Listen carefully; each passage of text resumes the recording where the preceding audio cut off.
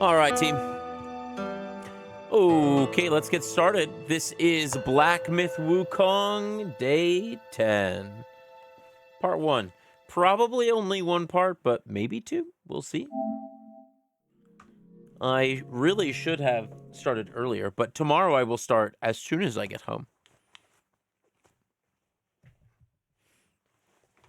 There will be 0 time between me getting home and me playing the video game, so I'm excited for that.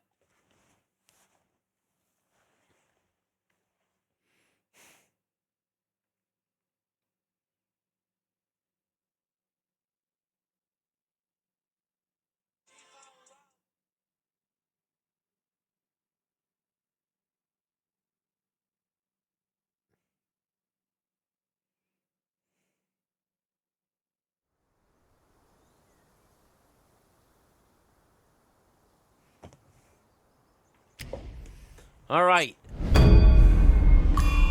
So when last we left, actually, there was one thing I wanted to look at real quick.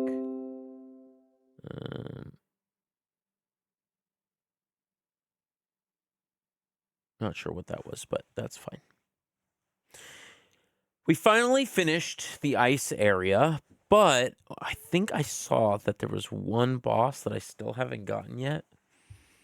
So I'm going to go look at my notes before we move on.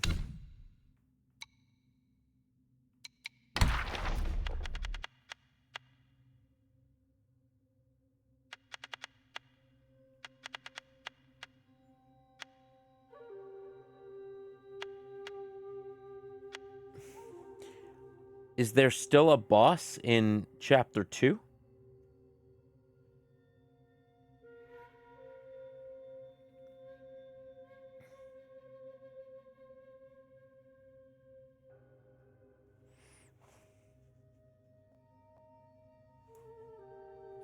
It would be after Shindang.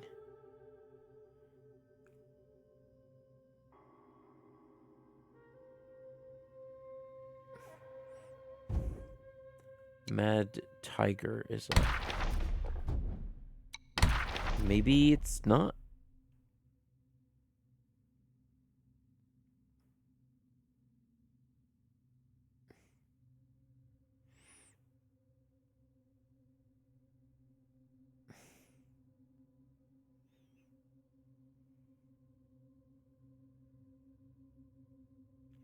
Okay.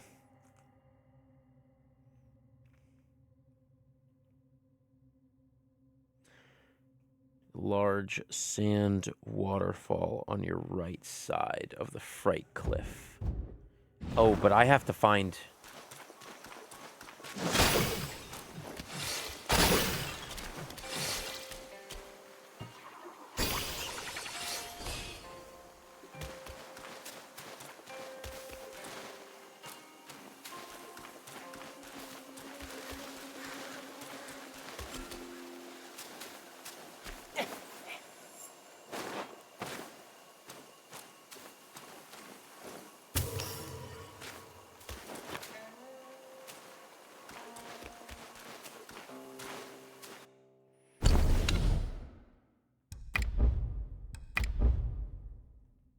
I kind of want to find the first one.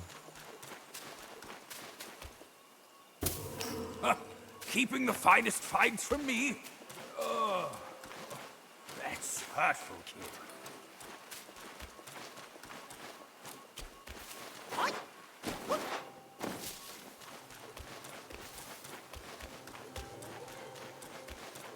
Okay.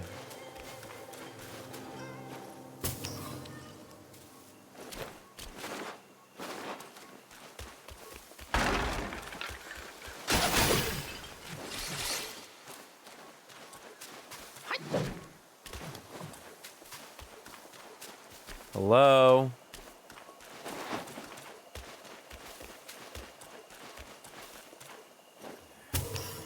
Who live in this forsaken place?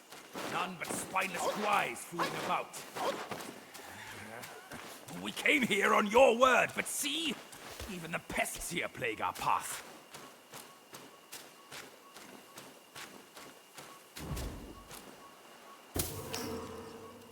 This one's for sure coming alive. What muck heap is this? Smells foul as death. I feel like our friend's about to get got.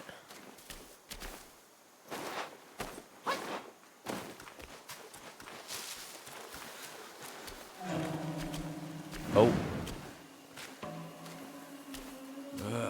This place still looks the same. Here's a young guy who doesn't know any better.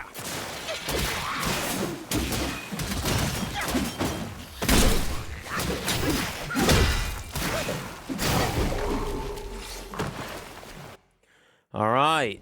Yao Guai puppet spider.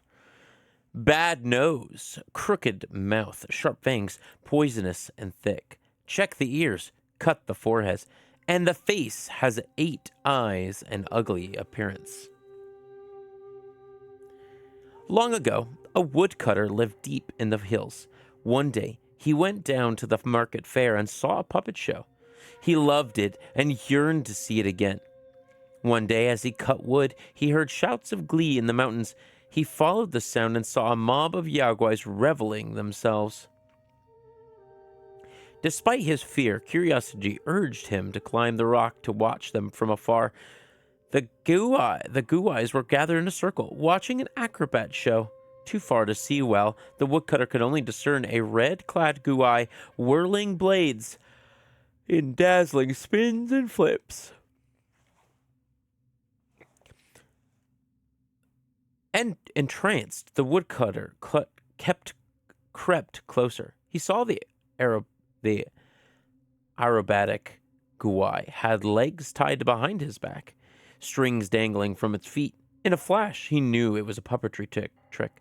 He climbed a large tree for a clearer view. The Guai had an ugly, comical face. To the woodcutter, this spectacle was even more amusing than the finest plays in the market fair.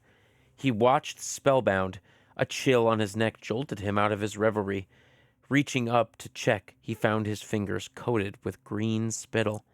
Looking up in horror, he was greeted by a myriad of eyes staring down at him.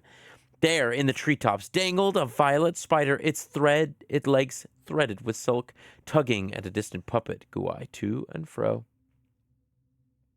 The woodcutter yelped and fell from the tree, and that the spider paused, and gathering of Yaguais turned as one to glare at him.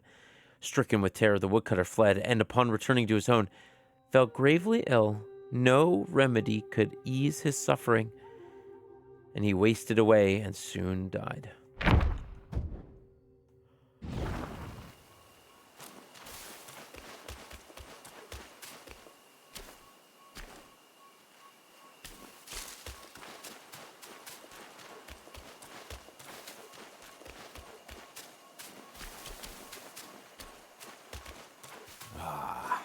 Look at this splendor. Hydrop, let me catch up with you, kid.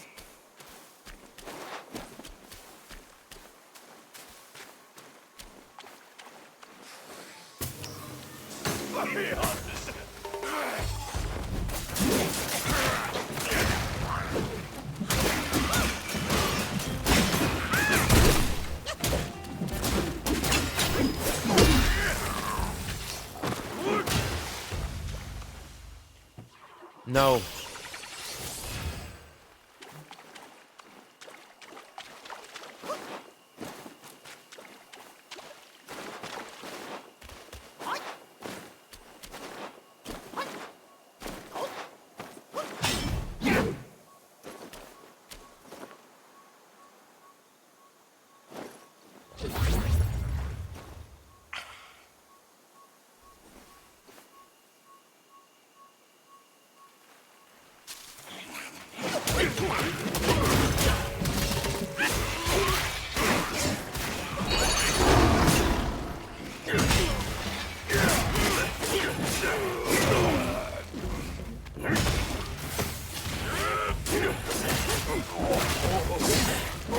Think I am well.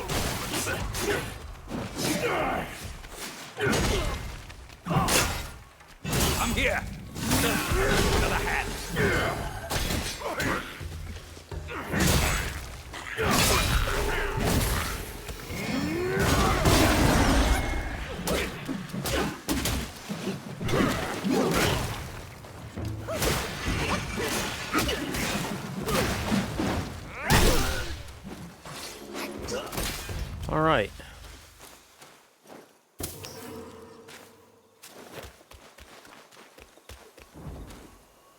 Power all you like. It won't make a difference. What won't make a difference? Ooh, upgrade materials.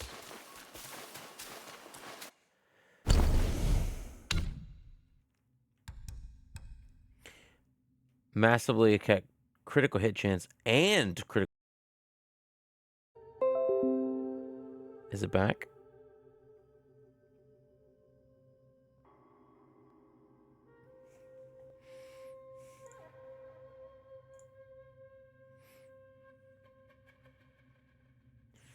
All right.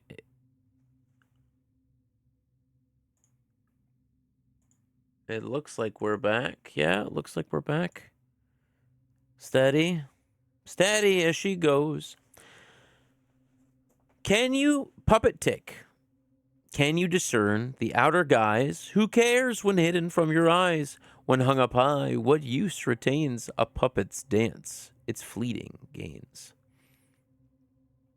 A tale told of Zoo's estate when in the webbed ridge, the ancestral home of the wealthy textile family in the kingdom of Zuzui.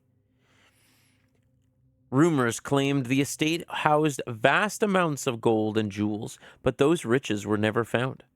In the kingdom of Zuzui lived two thieves who called each other brother. The elder, the broad and forthright soul, and the younger, the handsome, clever spirit. Fleeing a warrant, they sought Zoo's estate in the mountains as their next target, as well as a hideout. For days they scoured the hills and their rations spent, and their hope lost. Weary and famished, they chanced upon a tea hut. The young thief called out, "Let's rest here, brother."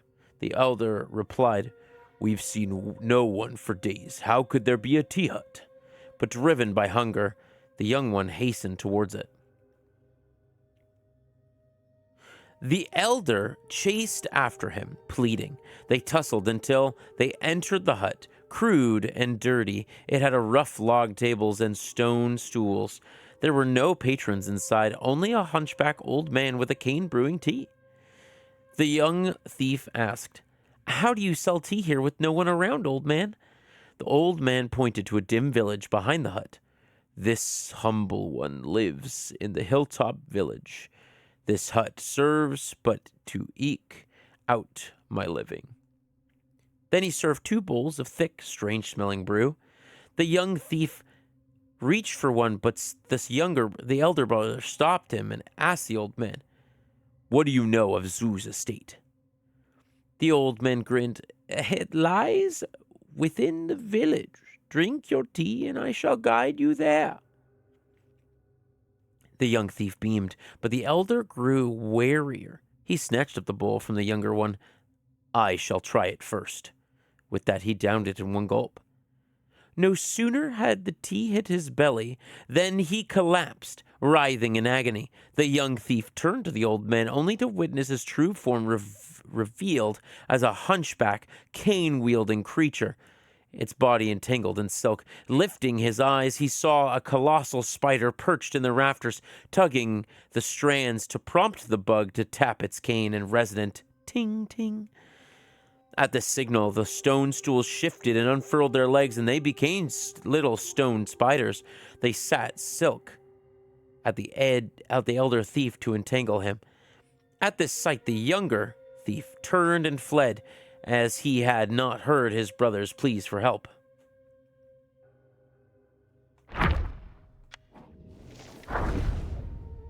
The grasshopper Guai. Slender legs, a verdant sheen, each arm wields a sickle keen. Misty woods are his home so true. He cares for youth, like me and you.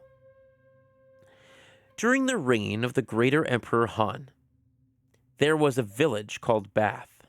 From within its mountains, hot springs flowed, reputed to preserve youth and vitality. Nobles flocked from it from far and wide. One day, the Marquis of Lecheng came to visit with his 6-year-old son. The young lord caught a little grasshopper and wanted to keep it as a pet. So he tore off its wings and trapped it in a teacup. That night, the Marquis was visited in his dreams by a man clad in green.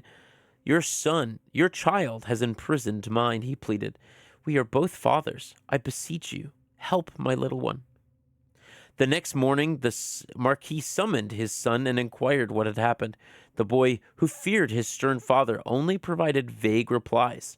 Thus, the full story remained elusive to both. That night, the green-clad man revisited the Marquis's dreams.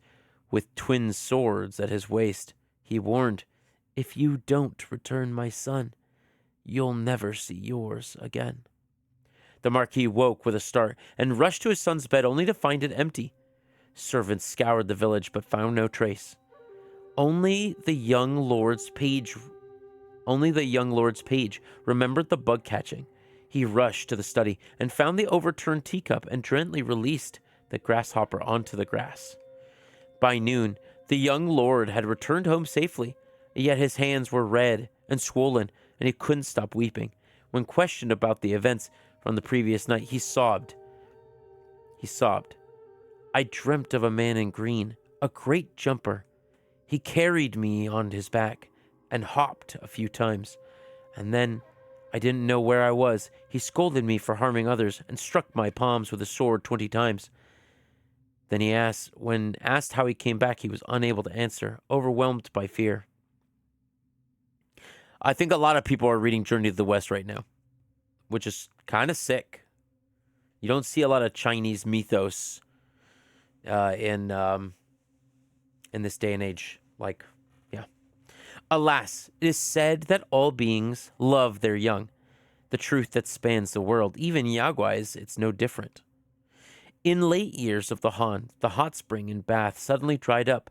Insect guais sprouted out of the hills, and the villagers moved down to the mountain. A decade or two later, the area became known as the Webbed Ridge.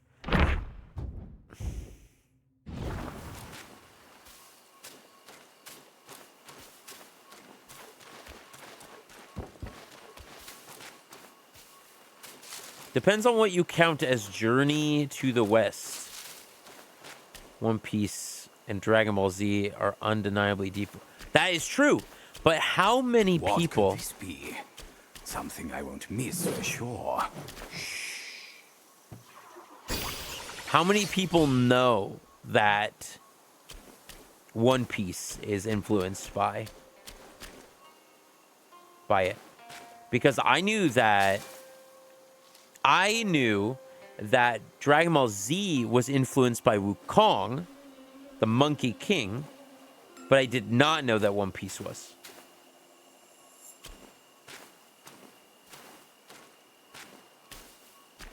Fight if you will.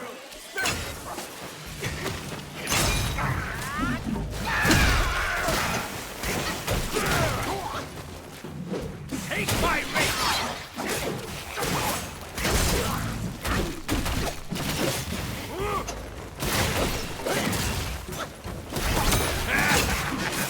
Fear makes you wasty, I can tell.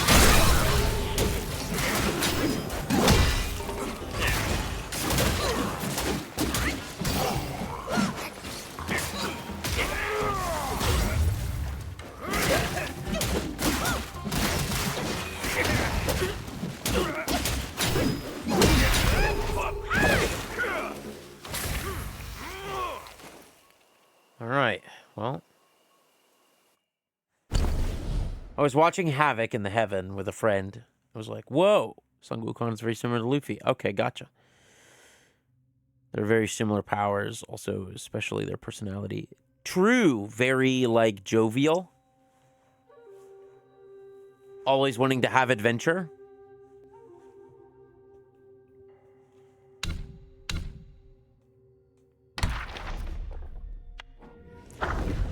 The Lantern Holder. When the night falls deep, his light shines down. Summoned is the yin, suppressed is the yang. Like harvesters hastening before the dawn, he reaps with his blade and souls are gone. Insect guais loathed patrolling after dusk, as their instinct to chase after light made the nighttime perilous for them. But luck favored them when a tribe of pale-faced yakshas from the west of the place, having traversed the world, chose to settle at the Web Ridge and volunteer for the night watch. The task the insect guais were only too happy to relinquish to newcomers.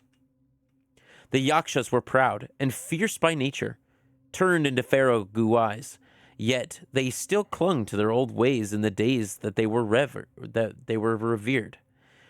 They kept to their own, with lanterns lit from dusk to dawn, and rarely mingled with the insect guais. To the latter, they were curious sight, and their merriment and banter that paid no heed to hierarchy or status. Yet, what puzzled the insect guais the most was the yaksha's bond, close-knit in joy, yet they'd often erupt into disputes and hurl sharp words with no restraint.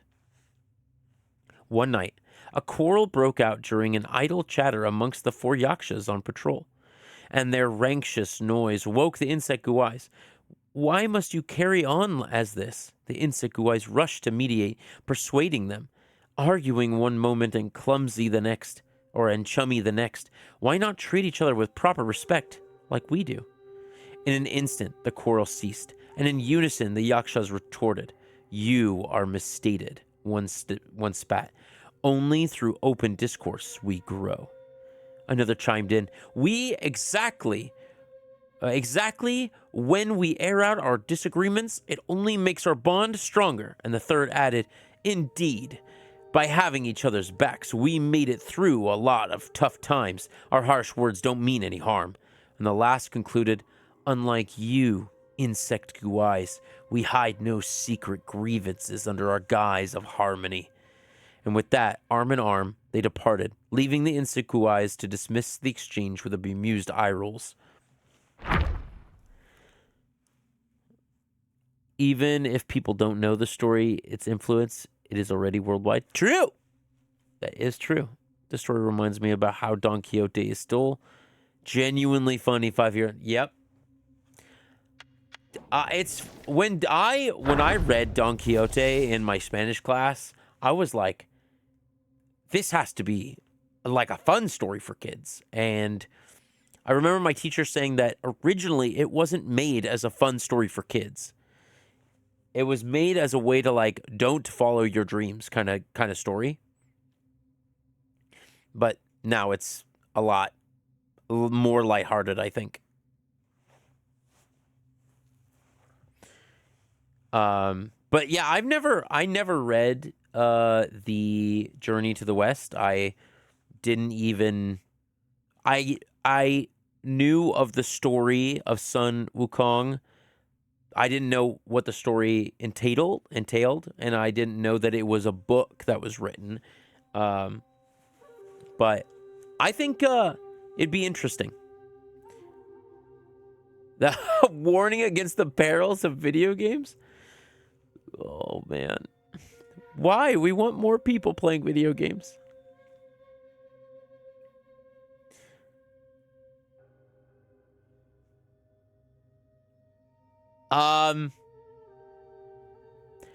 Definitely play a game called The Procession of Calgary. It's short. It's like 3 or 4 hours long. I think you'll enjoy that. Beetle Captain. Summer turns to winter. Spring returns to autumn. My body is wasting time and gradually becoming old and ugly. I know that my white hair has been in exchange for fame, and my stubborn and arrogant character has burdened your life. Unlike the bee, wasp, hornet, katydid, cockroach, grasshopper, and dragonfly, the adopted sons of the spider ladies, the beetle captain earned his rank through his own valor. Perhaps it was that made him stubborn, quick to anger over sights or statuses. He often quarreled with lesser guais over the matter of words and etiquette. They called him arrogant and overbearing behind his back, disliking him all the more. One day, a petty dispute drove him to brandish his twin sabers at the lesser guards. Beetle Commander chanced by and pulled him aside. You think your deeds and skills command their respect? But know this, rank has no bearings on the actions of others. What would happen if you measured your worth by regard of everyone?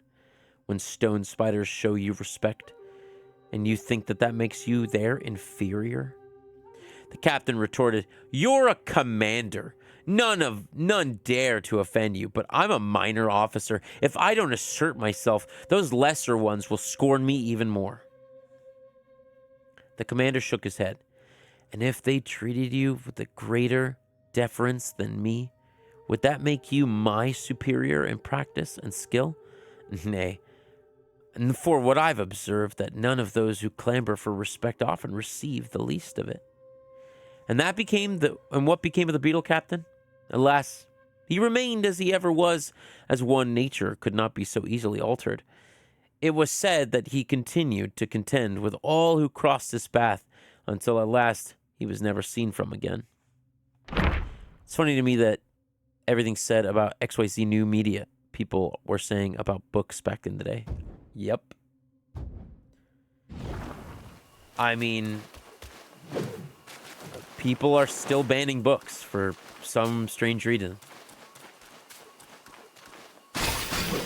Not to get too overly political, but I think banning books is one of the worst things that we can do in our day and age. Tight squeeze. Good I've kept trim.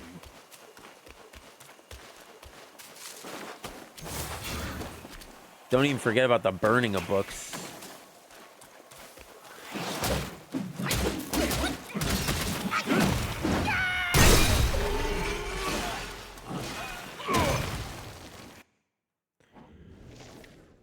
The Dragonfly Guai. By the way, can you believe I have a friend who's playing this game right now and is not reading any of this lore? Not reading a single word. Didn't read a single one.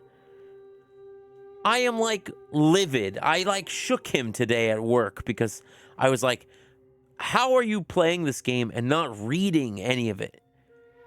Someone took all this time to, one, write all this stuff, and two, weave them together in a coherent story, and you're just not reading it, not engaging with it. He was like, I just really like the boss fights. And I'm like, I get it. The boss fights are really good, but like, read. In the 1950s, the U.S. burned comic books. Yep. I didn't know about the fact that they thought it would turn them gay. I know that they burned comic books because there was, well, I guess a lot of Christian faith thought it was, demons and stuff. Same with cartoons. Lots of Boy Scouts involved. Yeah. Yeah, never understood that either, although I do think games need to do storytelling through actual gameplay. Yeah, I mean, I like both. I hate Dark Souls because Dark Souls, even if you were to read all the lore, all the weapon descriptions and everything, you don't get enough story. Same with Elden Ring. I feel like Elden Ring is better than that. But I like Sekiro. Sekiro has a story that you can get, and you can dive deeper if you read the item descriptions, character descriptions. In this game, I feel like you get a lot out of this game. A lot by reading these character descriptions that you do not get otherwise.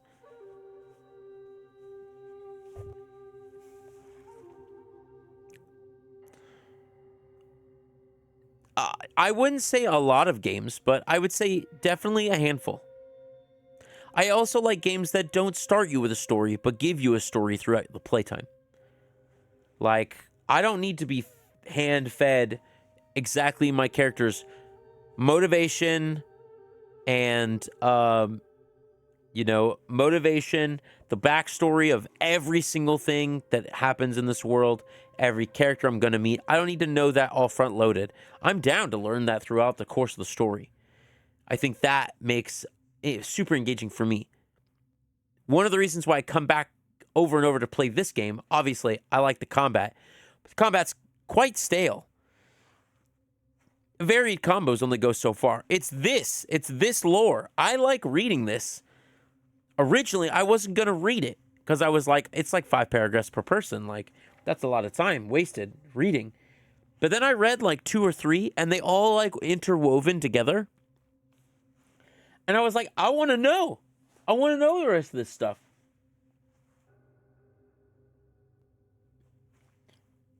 And then you have stories like Ghost of Tsushima, which, by the way, the sequel just got announced, which I'm really excited for.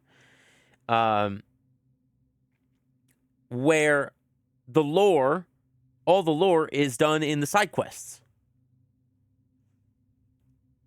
Yes. Yes. Yes. But it's also twisted, right? It's twisted to be gamified. Like, not all of this is real.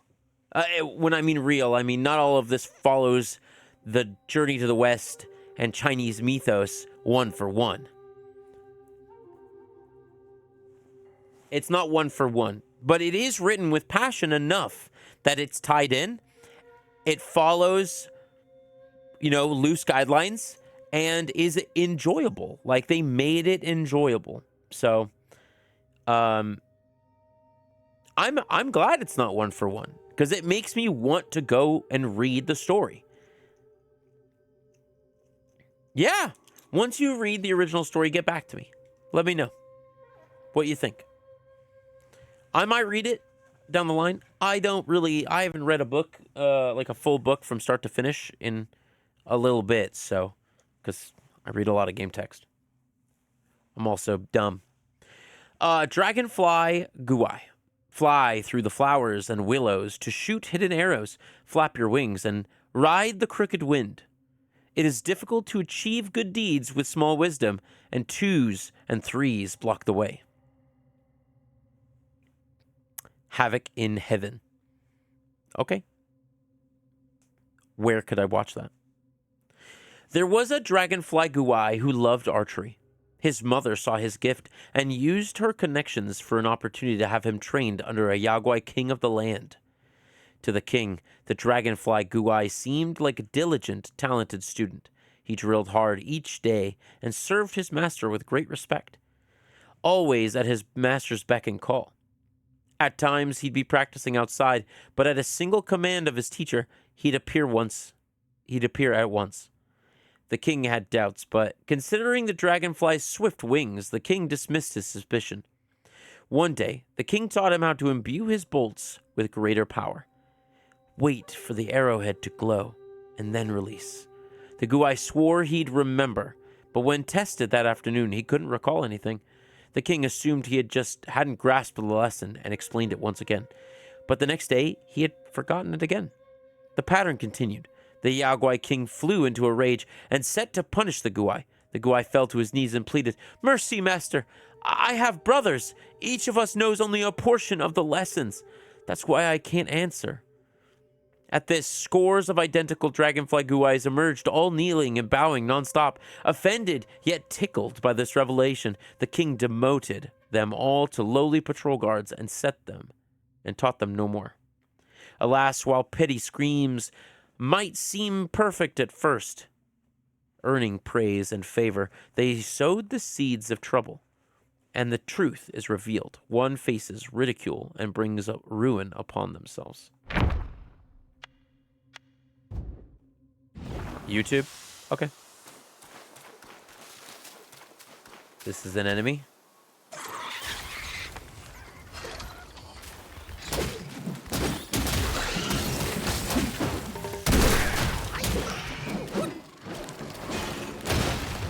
Gotcha. I really, really need to find...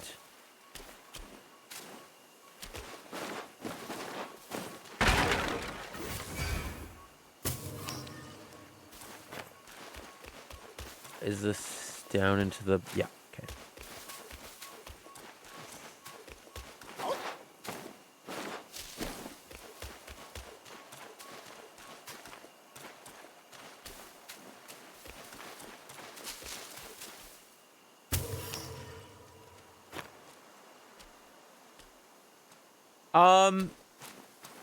Psychedelic's not really my style, but I'm down to take a look to see what it might be.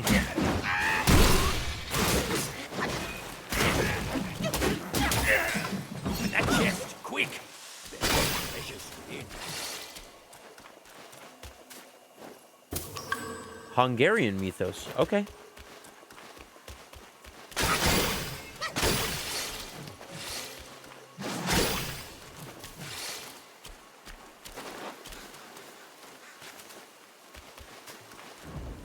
Your eyes are sharp.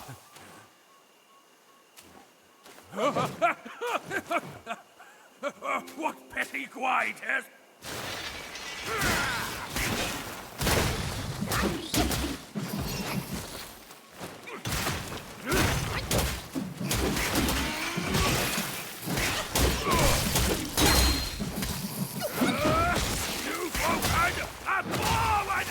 Oh my god.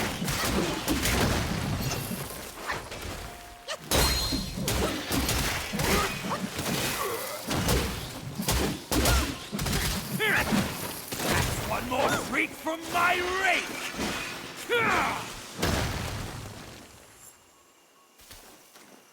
Okay.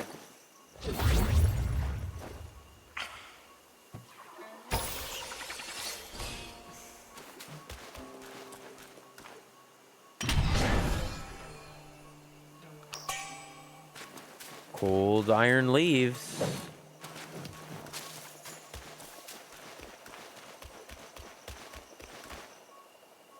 Why are there so many refills here?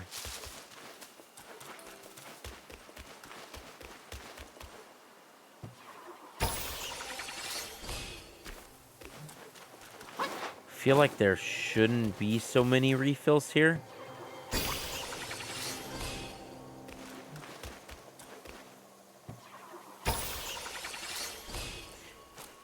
Do you study mythos, or are you just like a fan?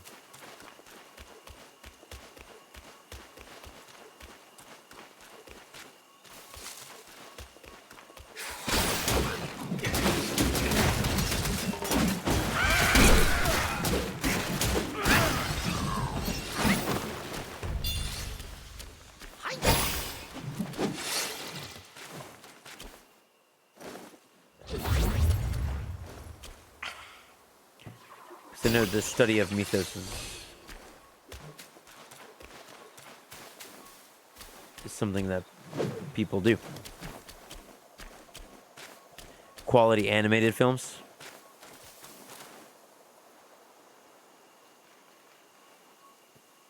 Oh, so these two are animated.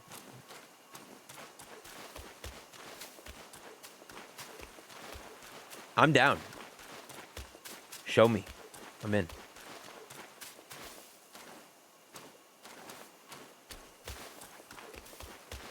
This is where I was before, yeah? It's where I fought the grasshopper.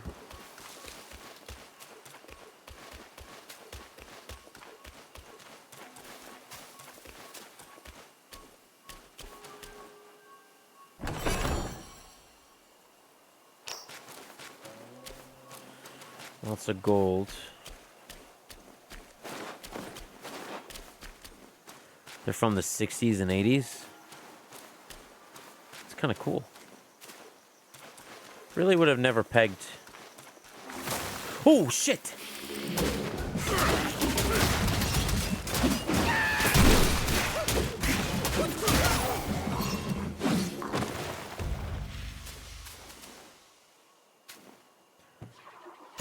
That fucking spooked me.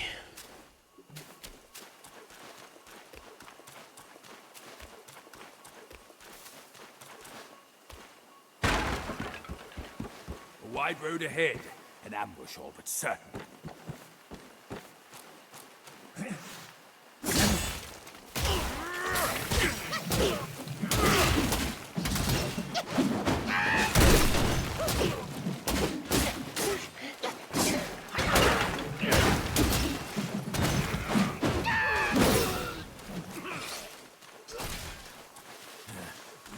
this journey one step at a time, kid. Have some patience. What do you mean? I have patience. Except for I really would like to find...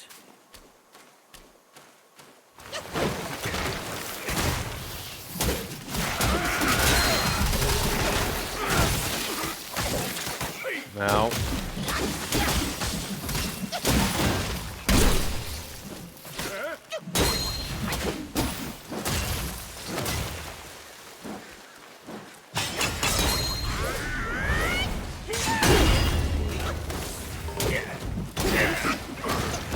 Nice. Oh, shit.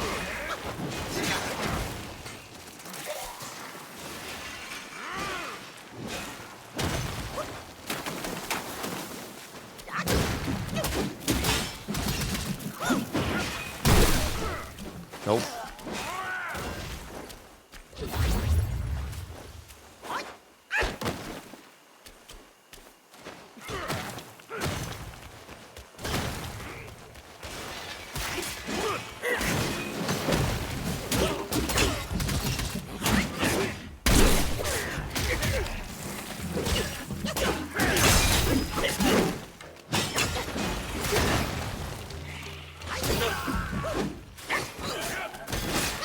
There you go.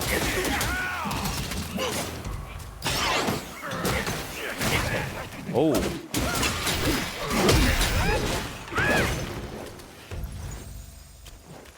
Oh my God, I found it. There's a nice shrine here, kid. We should take a look.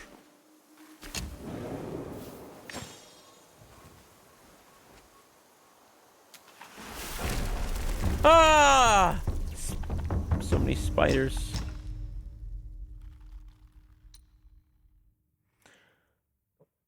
Mask of Golden Fury. Upon successful hits from spirit skills, grant massive focus. Upon reverting.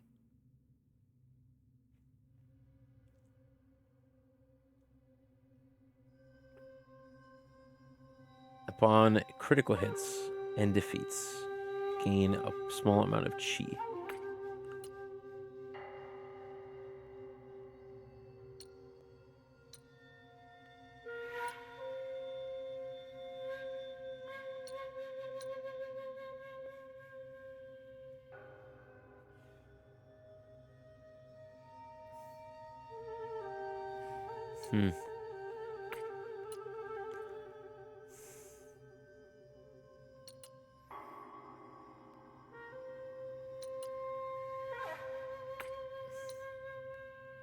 Okay.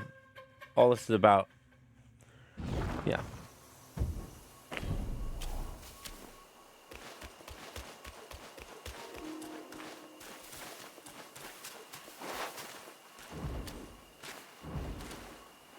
I need to go to the other realm. Speed it up. With all this gathering, you barely use any of it. You're right. That guy's so right.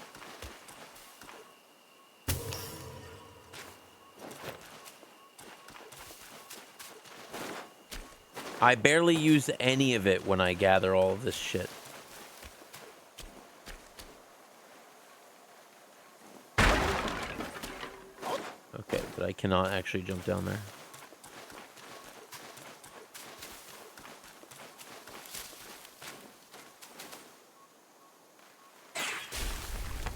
Okay, well, we know that. Can you handle my rage?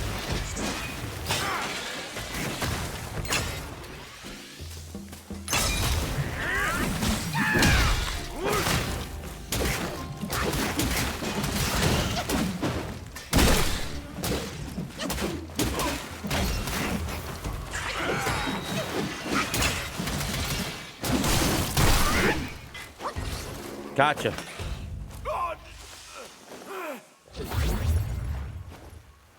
Are you okay, buddy? Okay, now all of this area is done. I need to head back to...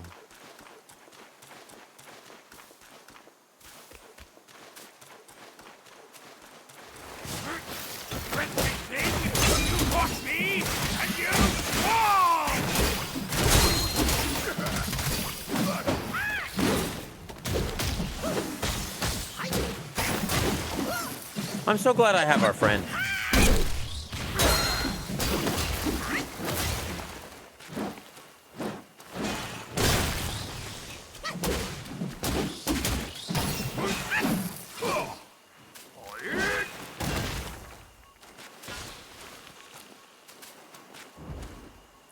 He really does some work. This is a fine bit.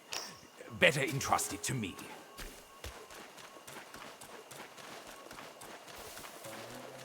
I think that's it. In terms of things to find in this area.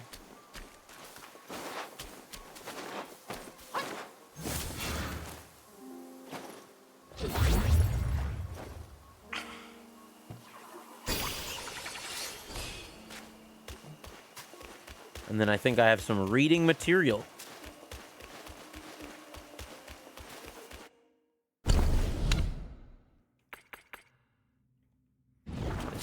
Those are seeds.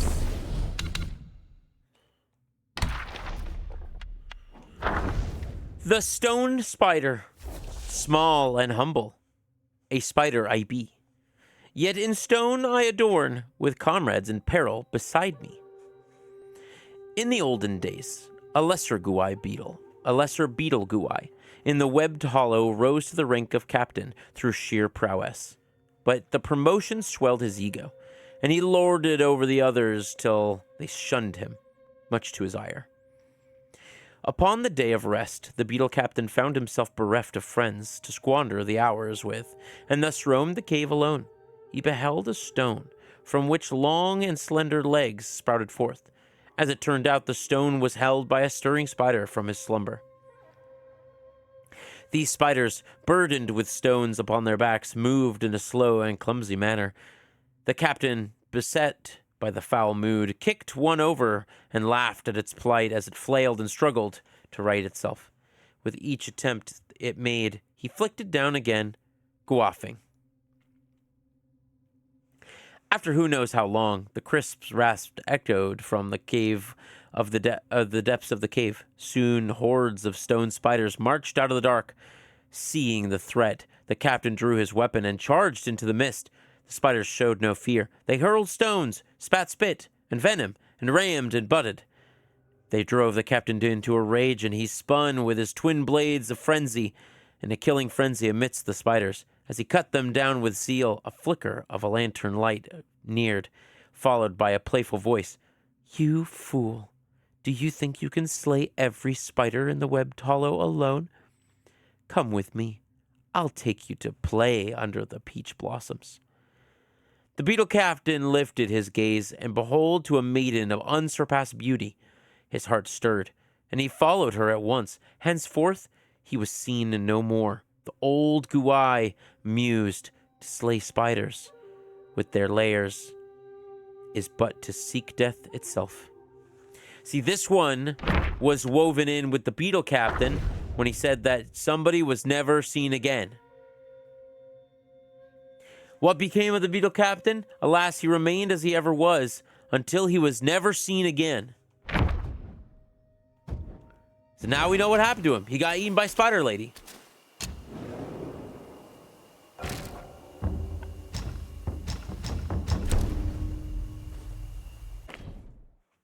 How awesome is that? Now we know.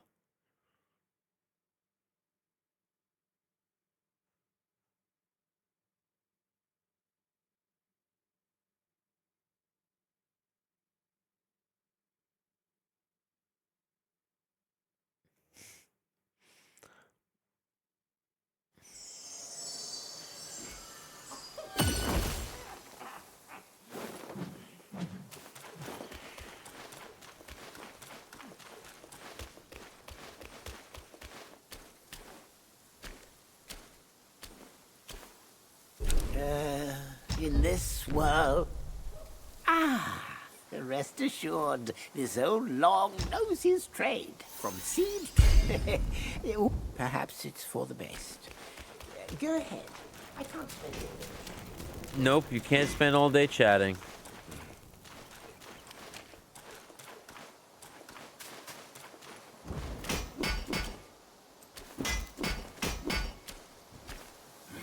we're in arms. Just ask and they're yours. I can't upgrade my headset, but Celestial Ribbon.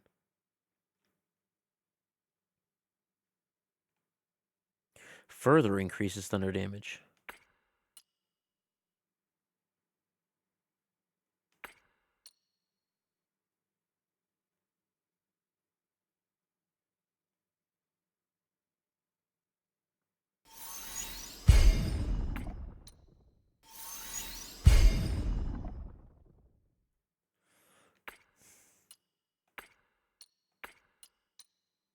Okay.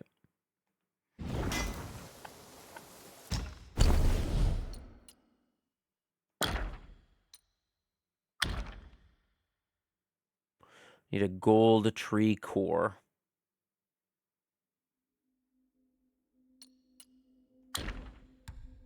I want to get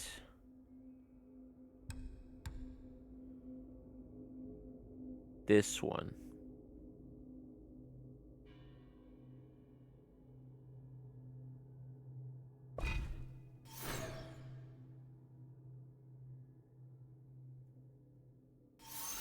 The deadly edge stirs a deadly urge. Okay. Now, Punishing Downpour executes thunder damage to the enemy instead of area damage. If you need sharp... So...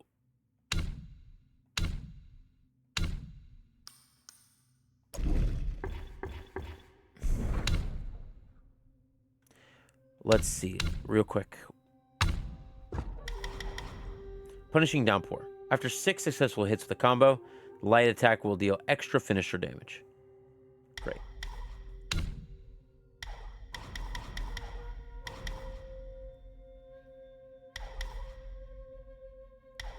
Don't really care about that. Don't really care about that either.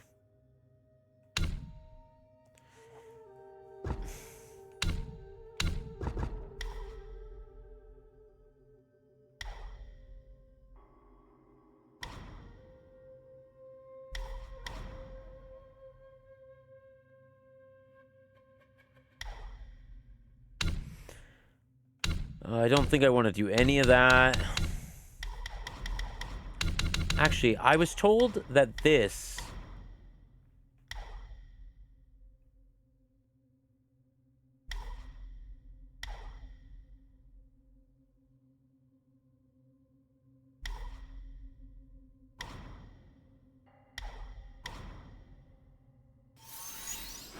Okay, we're checking out something.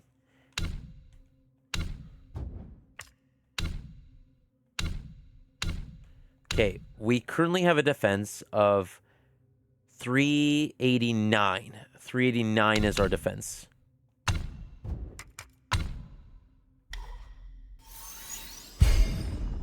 So I should have more than 389 now. 404. So it does work. Lights. Seek me.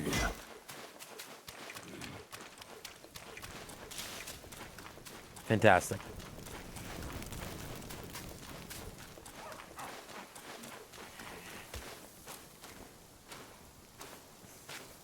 Self-refinement is the way to make golden pill. It retains the energy of both this world and beyond.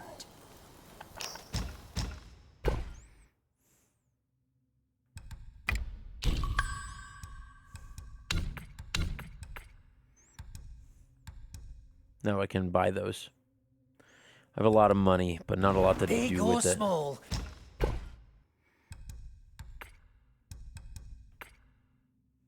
Scarcity makes goods precious.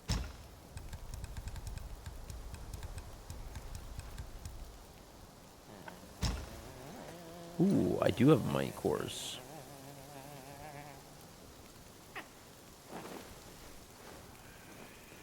I kind of want stamina recovery.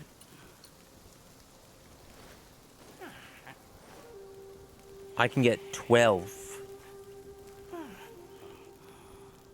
Raising it by 20%.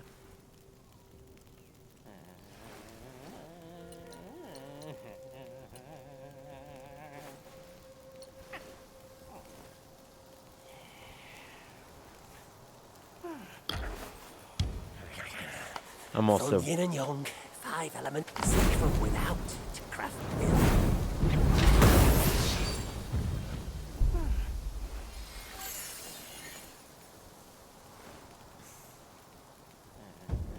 Many are bent on seeking shortcuts, hence pill making came to be.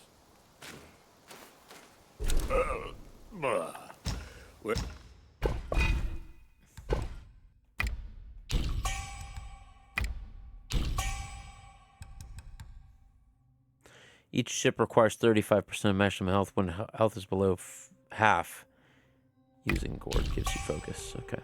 Where there's drink, all is bliss. Without...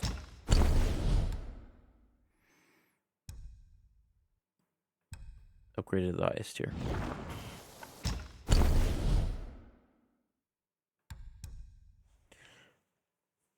Increases the number of slots for soaks. Reduces the amount of health recovered from using the gourd, but enhances the effect of continuous recovery. Such fine brew would fit your gourd well. Instantly recovers 18% of maximum health, but for a brief moment, and then recovers 48. So it now does 60% health.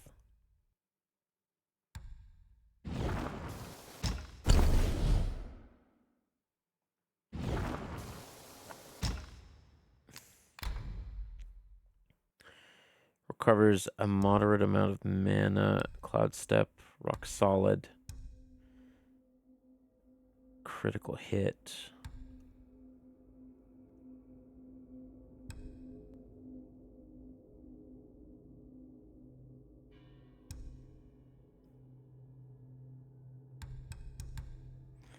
Poison resistance, shock resistance, chill resistance. I think damage reduction would be nice.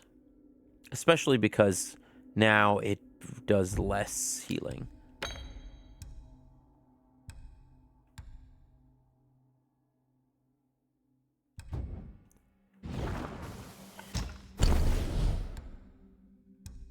I can't actually upgrade the other ones.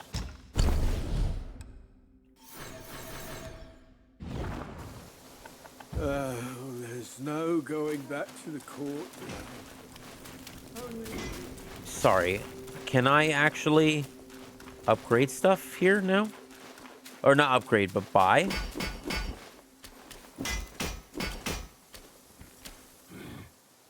What rags and tatters?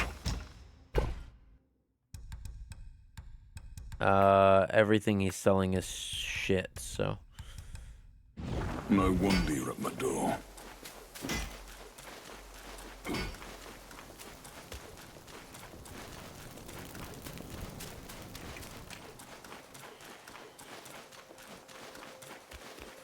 Alright, let's go fight a boss.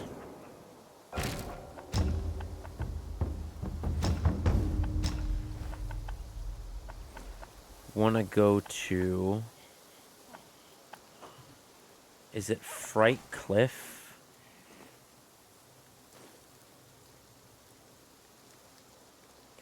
Rock Flat Shrine.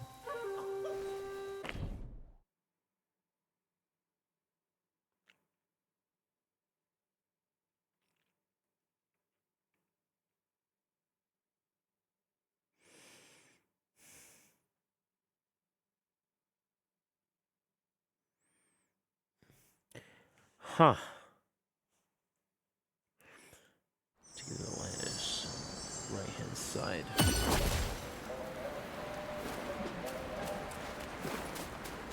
For what deed must his head be hung all to see? For what deed must the waters they gull and roam free? For what deed must all matters not known how to be? For what deed must mercy's hand so woeful be? For what deed must Sands thou feel? Resonant waves profound, pulsing through the ground, evade their might unbound, and victory is surely found. All right. Here we go.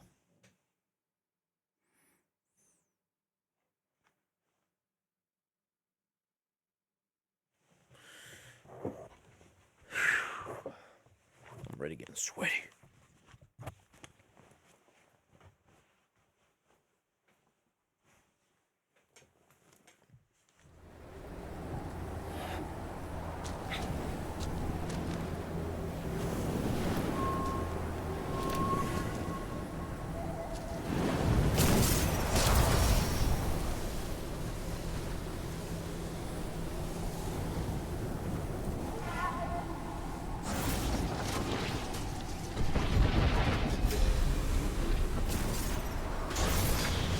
All right.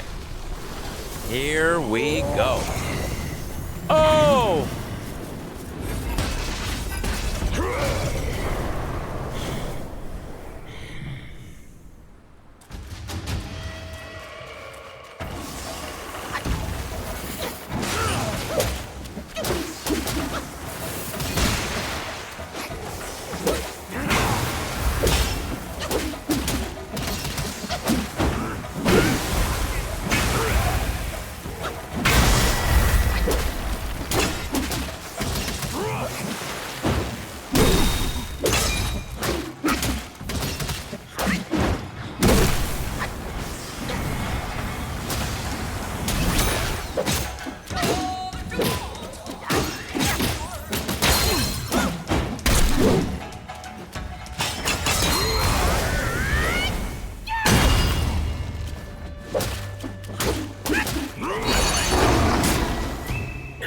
There we go.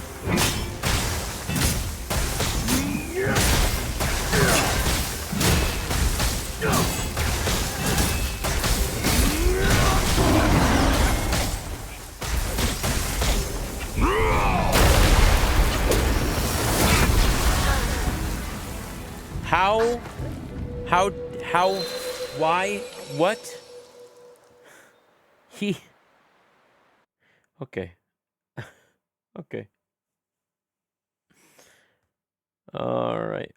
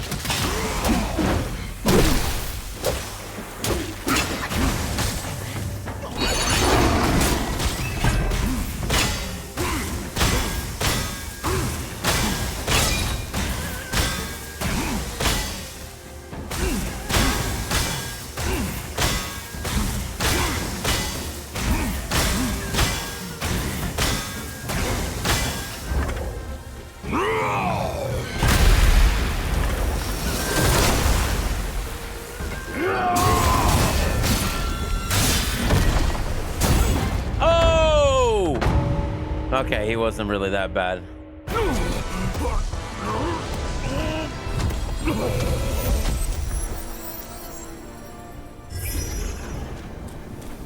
I had him on lock. That one move messed me up that first time.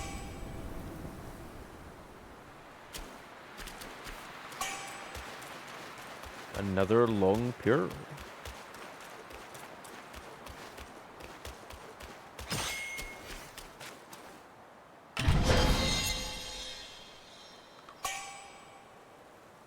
A Thunderbone. And a Curio. A Pennant. And are you going to give me the lore? Where's the lore?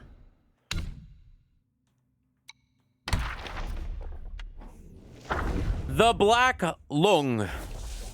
With iron whiskers and devouring lips, twin hammers held fierce embrace. Lightning sparks powerful force. In thunder's roars, he holds his place.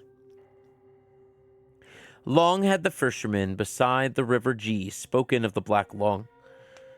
Dwelling far beneath the waters in the 9 depths, upon his neck rested a pearl of wisdom, said to have grant great enlightenment to any who held it. A prize beyond worth of gold, many had braved the depths to find this fabled gem, and yet had been fortunate enough to return.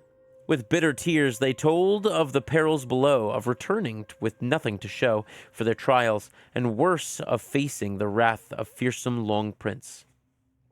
Armed with twin hammers that summoned forth the fury of thunder, the prince could smite those before him, leaving nothing but dust. Long ages passed, yet still there were those who sought the pearl. Among the people, it was whispered that when the river G burst its banks and the waters rose in a wrathful flood, it was surely the doings of the Long Prince, his wrath roused by trespassers of those who sought his treasure. In hopes of appeasing him, they built a grand and splendid temple where they offered worship and tribute to the Lord of the watery depths. Then came the day when a young man arrived, clad in midnight hue, with a necklace of a moon-pale stone around his neck. He named himself a master thief with skills beyond compare. Though all cautioned him against earning the Long Prince's wrath, he paid no heed, and with a swift, single dive, he set his course to the Long's palace. To his surprise, he found the palace strangely silent and empty, with no sign of soldiers he had expected. A heavy sense of desolation hung in the air. Puzzled, he went to seek the sea treasury, and saw a sturdy, tawny-skinned man sitting amidst a pile of chests, his brow furrowed in worry. At the sound of his approach, that man, who turned out to be the Long Prince, stirred and dug a string of pearls from a chest and tossed them to the ground. "The pearl of wisdom you seek is not mine to give," he said in a wary voice. "Take these if you must, and go." Surprised, the young man asked, "The people on the shore spoke of your fierce temper, of how you strike men with your thunder or flood entire lands for even the smallest slight." The Long Prince shook his head. "The flesh of mortals holds no savior from me. Think you that I am some petty Yaogwai to wreak havoc on my own whim? No. I would not dare to call forth the smallest storm save at the bidding of those of a higher calling. Idle talk, all of it. My own sire was condemned to the bite of steel for one trifling error. We Longs thought our hearts are true as any, and treated with such injustice."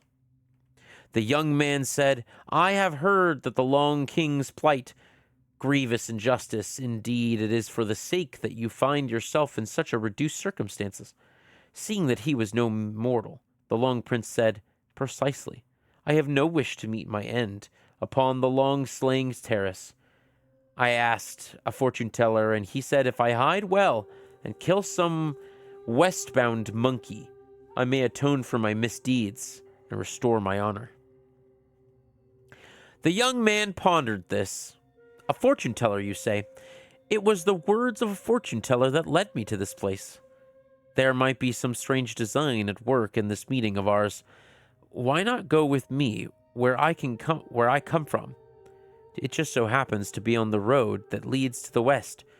The Long Prince was overjoyed, but the young man added, "I ask no small price, however. All the treasures in your hoard, they must be mine." And since the day of the young man's arrival, fewer and fewer of those who sought to plumb the river's depths in search of the pearl. Later on, the tools of their quest were one by one set aside, and in time the tales of the Long Prince far below and the pearl of wisdom he guarded were no longer spoken of.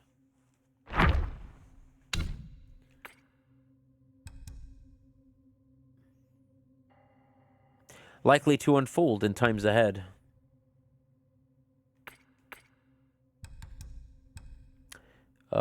Considerably increases maximum mana. Nice. And then I got a Curio. I got this bad boy. Slightly reduces cooldown of all spells. I'm good. I like my major defense build.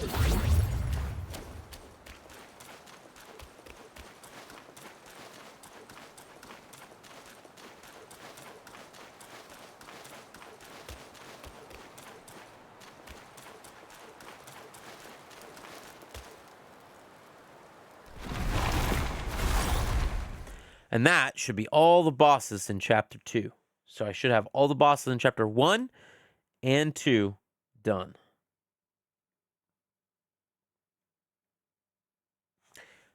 Did I see if I was missing a boss in Chapter... I think I did all the bosses in Chapter 3 as well.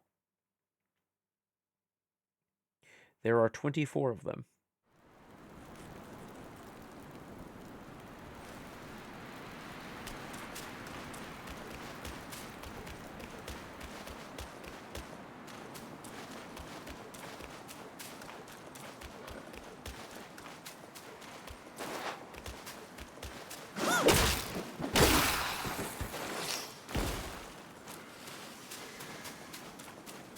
I think after I finish defense, I think the goal will be to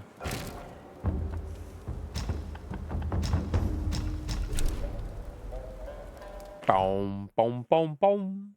I think the goal will be to upgrade the crit chance percentage. Though I think maximum mana would help, but like I feel pretty powerful as it is.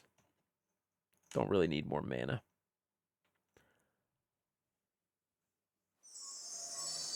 All right. Here we go. The Estate of Zoo. There's a nice shrine here, kid. We should take a look. I did. Hold your monkeys. Let me fix you up a little. Yeah.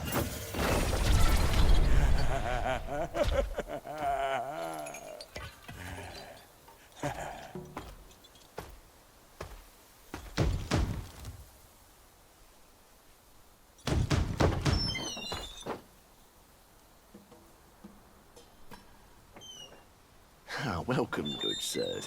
The feast is all set. Please come in and be our guests. What in the...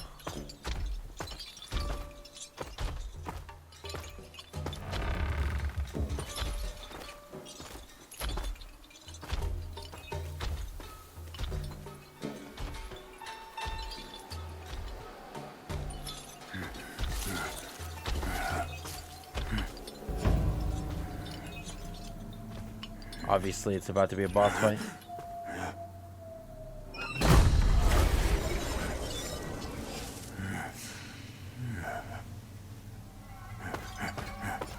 My gentlemen, you're fashionably late.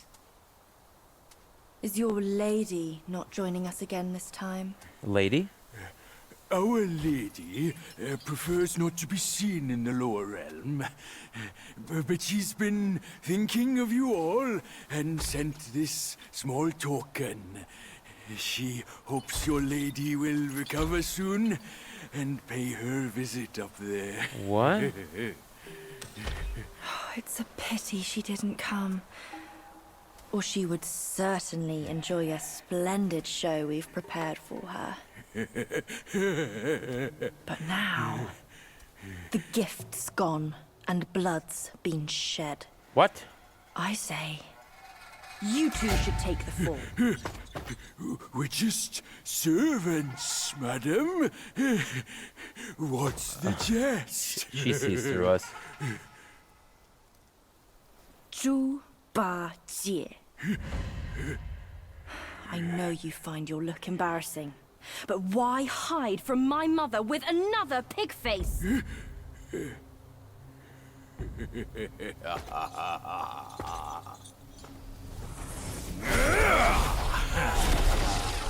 Oh, we don't even get to like... Rude girl. Don't you know I'm a pious Buddhist? Give me your mother's name, and I'll check my list. You heartless ass. Oh. After you ruined her house and her reputation, you're telling me you don't remember her? Reputation? Ha ha ha ha! Yao Guai's care about reputation. All she cared about was lust. Ooh, now I know damn. you're one of her spiderlings, aren't you?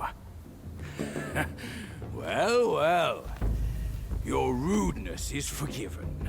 Show some respect. Maybe I'll kindly pay your mother a visit. Visit or not, I'm afraid that is not your call.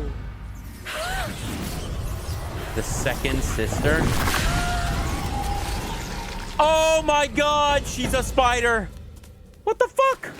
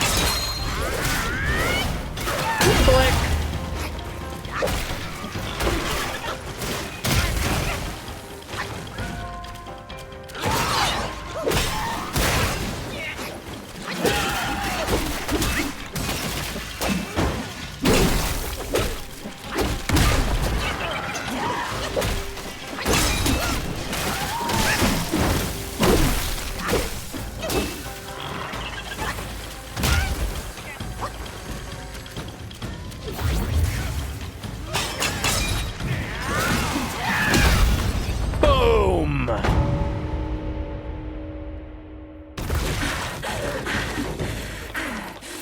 Time to run. Oh no, she can't run away. Oh, there you go.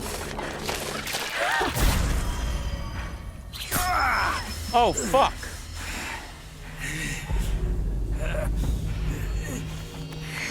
No. Curse it! Bugs are bugs! Wearing human skin can't change your gross nature! Yeah, sure. We are so low compared to you, a glorious admiral of the court. Ain't the last monkey still fresh in his grave? And here you are, another monkey's sidekick. Cut your You bullshit! bastard. Get your mother to beg for mercy, and maybe I'll spare your foolish life! Truth is, the thing you seek is right here in the hollow. Flee now if you're too scared to come in. Scared my hoof! I'll destroy this rotten hole right now! Let's see where else you'd build your lair!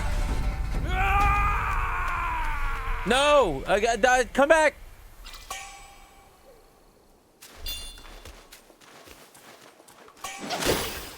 Venomous hair. Let's look around a little bit. Oh, never mind. We got lore. All right. The second sister. With powdered face and hair in a twist, a slender waist adorned with a jaded mist. As charming as the maiden from the skies, yet most formidable when she vies. The second daughter of the Zhu family was raised as a boy from a young age. She managed the finances and trades for the cave. Due to her straightforward and generous nature, she had the most interactions with the steward outside the mountains and the lesser Guais in the village of Lanxi. Because she was busy with numerous affairs, the lesser Guais had fixed times to report and offer tributes to her. Most of these Yao Guais, who were on good terms with her, both respected and feared her. They believed their capable and strong-willed lady might one day become the lady of the cave. If that happened, anyone fortunate enough to marry into the family could become the lord by association. This caused much distress for the 4 scorpion princes residing in the cave, who were often subject to idle gossip. 4 scorpion princes. The second sister paid no mind to such rumors. Among the 4 sons of the Scorpion Lord, she favored those who were the most helpful to her.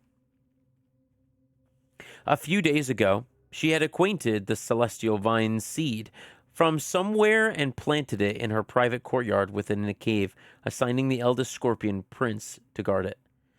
The eldest Scorpion Prince delighted and assumed that this meant her second sister had feelings for him. One day he approached with the 100-Eyes Taoist master, asking him for help in matchmaking. The master laughed and shook his head, saying that woman with such a strong will would only look down upon him more if he sought someone else's help in proposing. He advised the prince to come up with a plan on his own. After returning to the cave, the eldest Scorpion Prince encircled the celestial vine repeatedly, but he still hadn't figured out a way to win her heart. What did he... Celestial vine.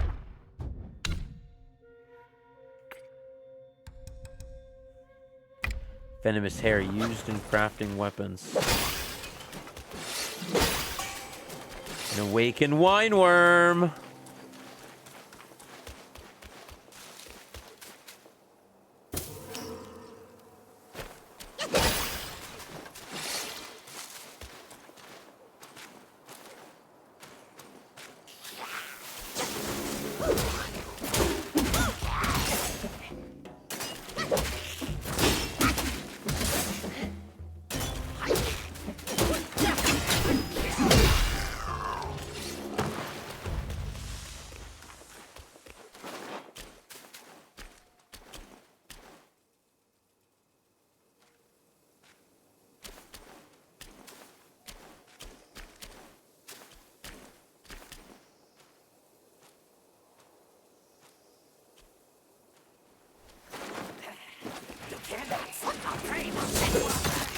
Ow!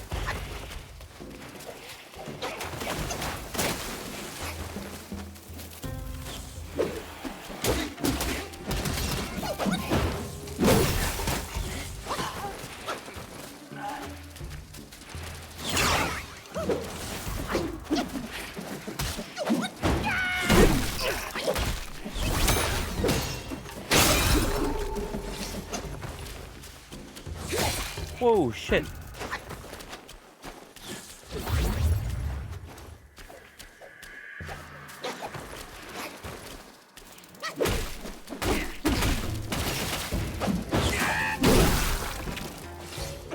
Okay. This thing lasts for so long. It's actually like really nice.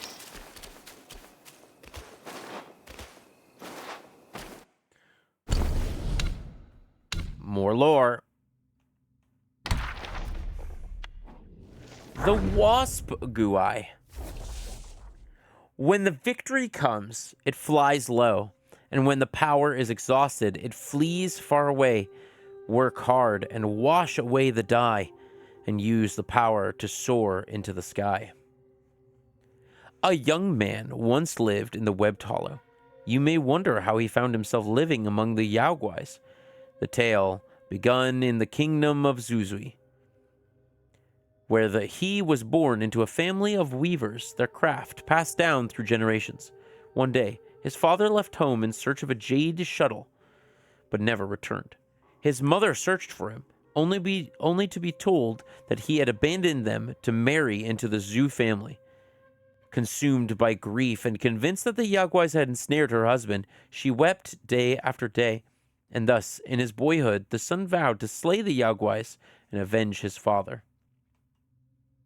Years later, he heard of a merchant speak of the Zhu's estate on the Webbed Ridge, home of the women of unearthly beauty.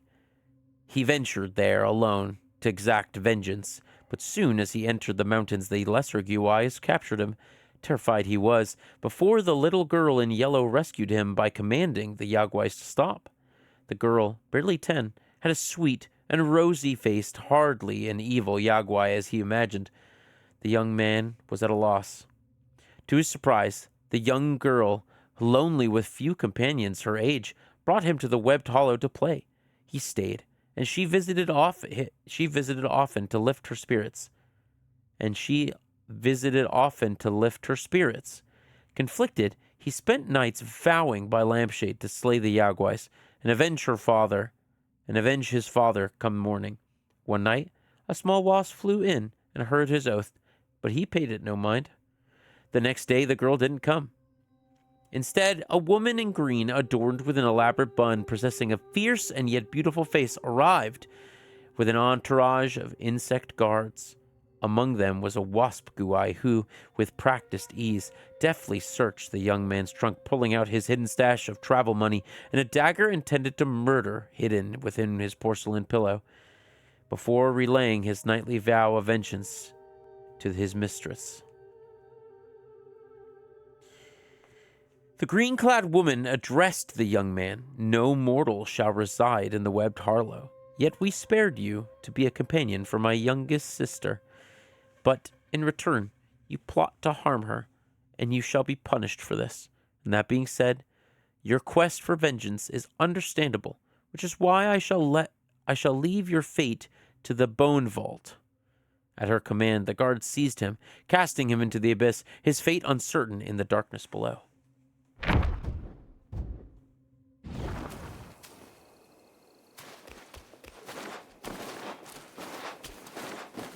How am I still fucking poisoned?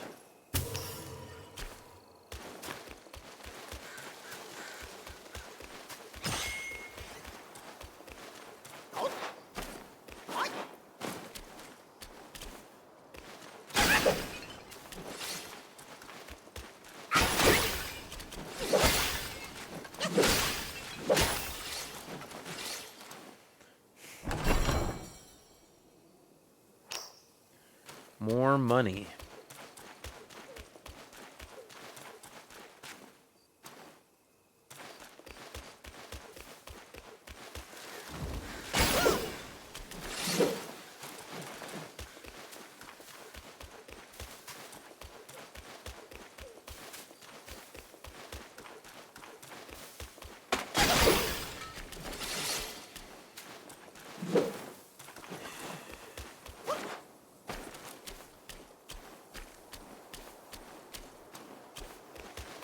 Nothing here. I'm just going to check to see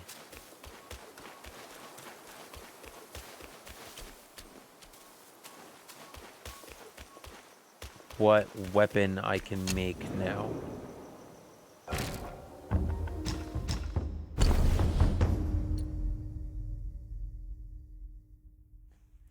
A Chechen staff. Upon a successful...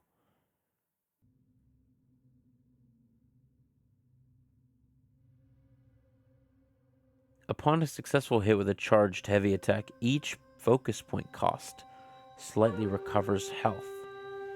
Interesting.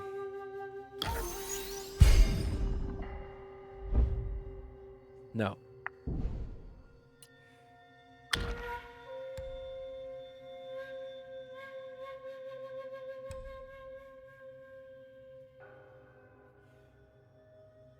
Along can be summoned to execute thunder at the enemy at pillar stance heavy attacks that cost 3 or 4 points. What the fuck?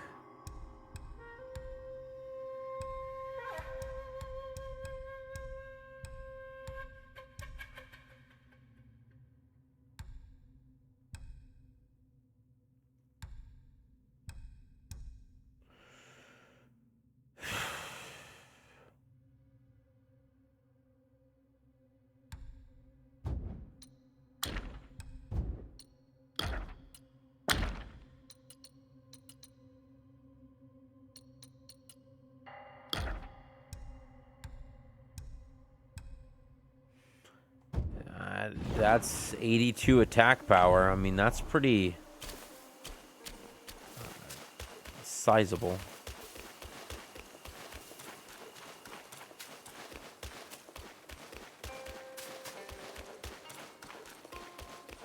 All right, Guais.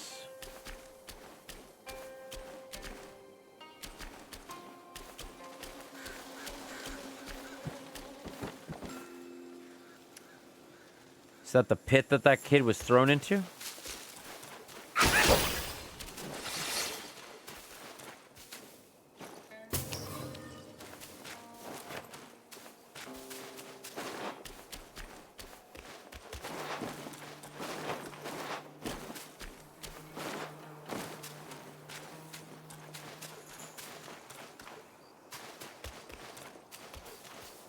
I'm gonna check the houses first. Nothing in this house.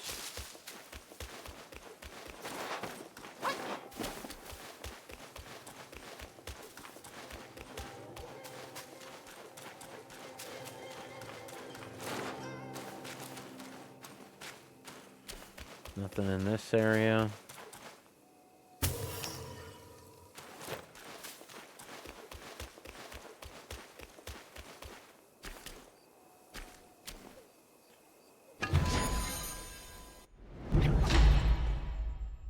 Increasing my maximum health. Nice.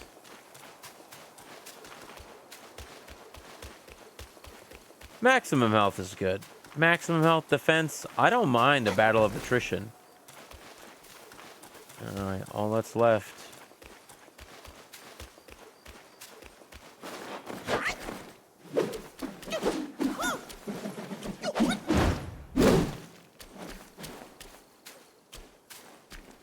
Stamina would be nice too, so then I can get 3 or 4.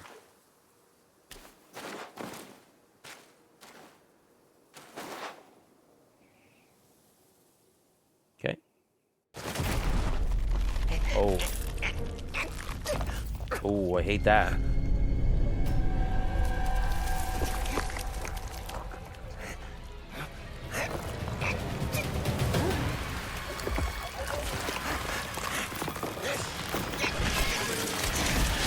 Stone form. Why didn't you stone form, buddy?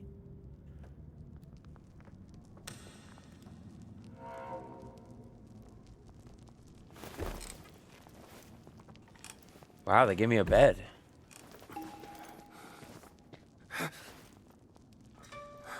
And they didn't take my staff away. That's nice.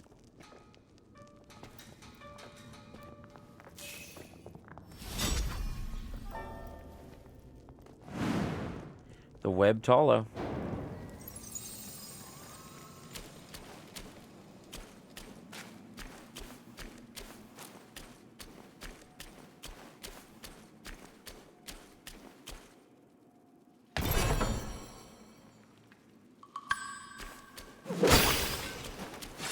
Kuojinyan's belt hook. Moderately increases poison resistance. That's good.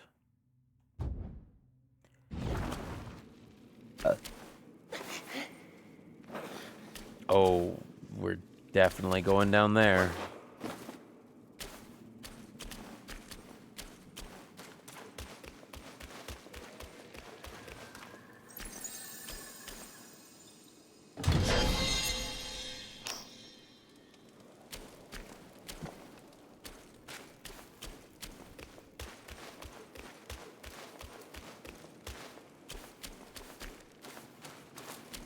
Bug City, yeah, Bug City.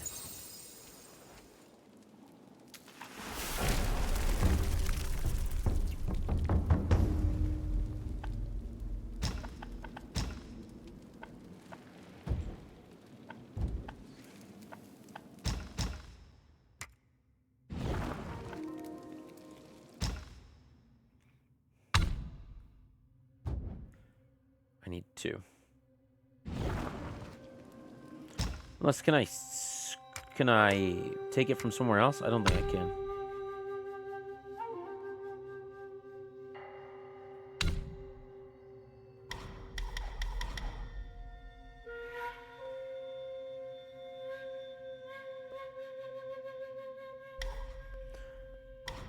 Yeah, I don't think I can do that.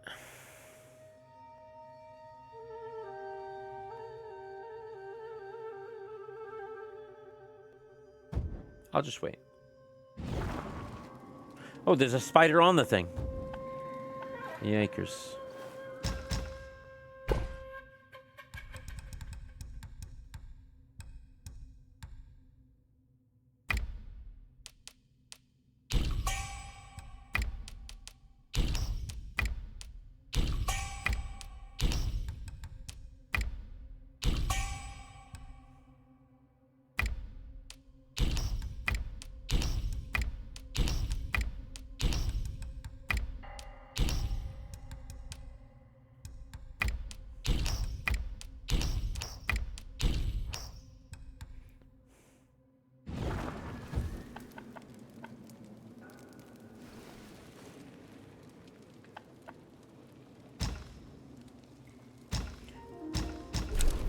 I just want to see.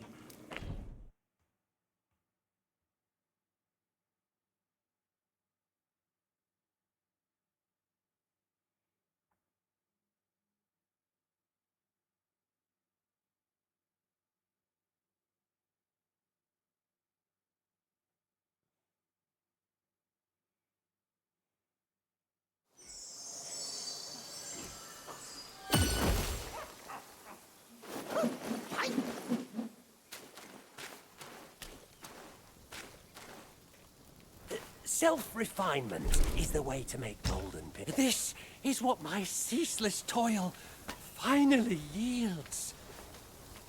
One day I'll use them.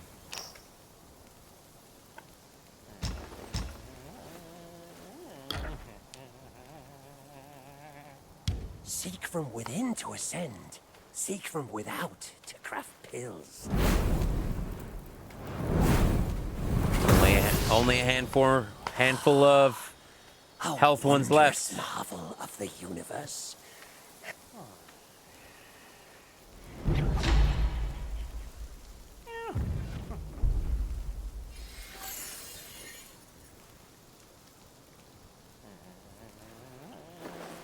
Four more left. 60 health.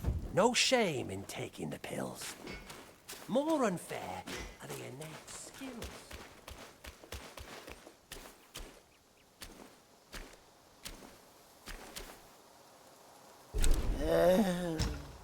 With no one else, no harvest. Oh, who's there to lend me comfort? I don't know if I can upgrade any of this stuff.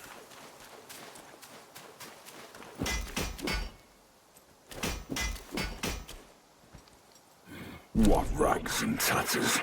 No wonder you're at my door.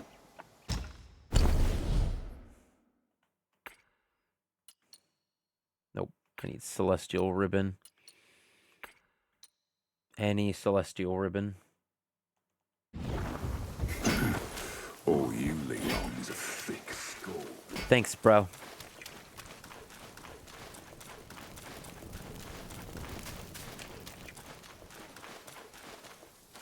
I don't think you got anything for me, do you? Cheers! Fancy. Nope.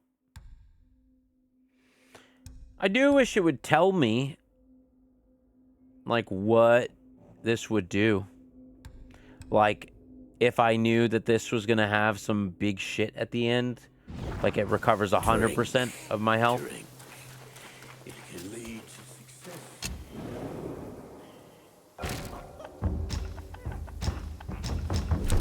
But I don't know, so that's that.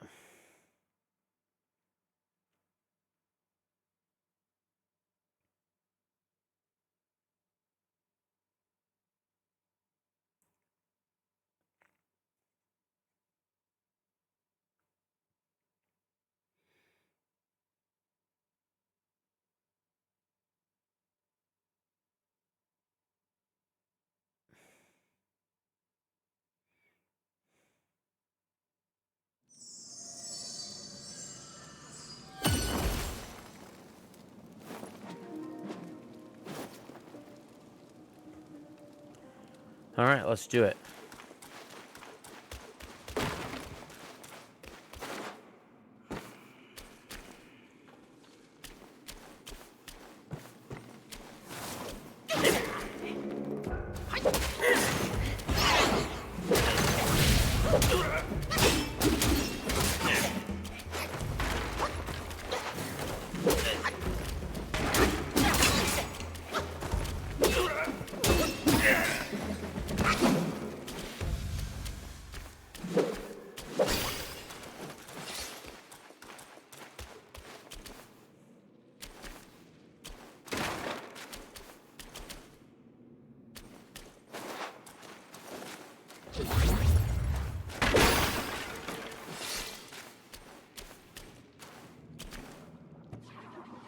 There we go. I'll take that back, thank you.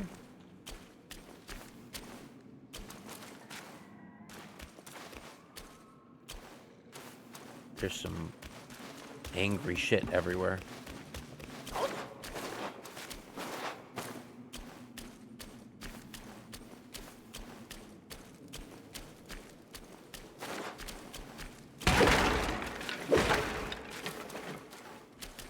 I'm kind of glad that the game's sort of on rails enough to, like, not make me jump off cliffs.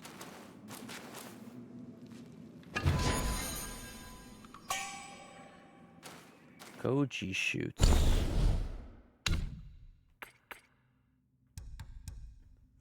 Using the gourd moderately extends the duration of the next ring of fire. Okay. That's nice.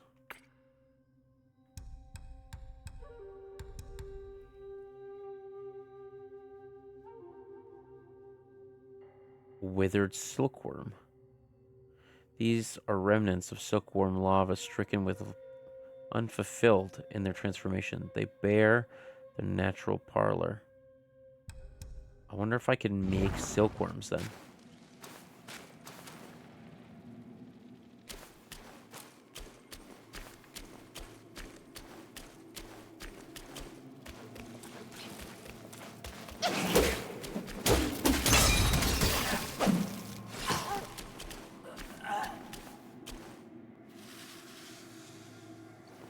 Yeah, I don't.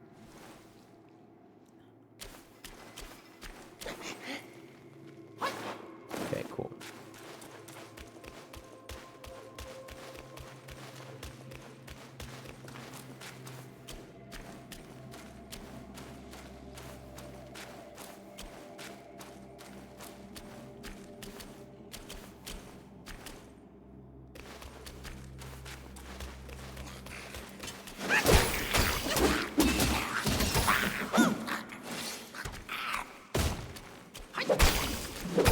Think you were gonna summon your fucking friends?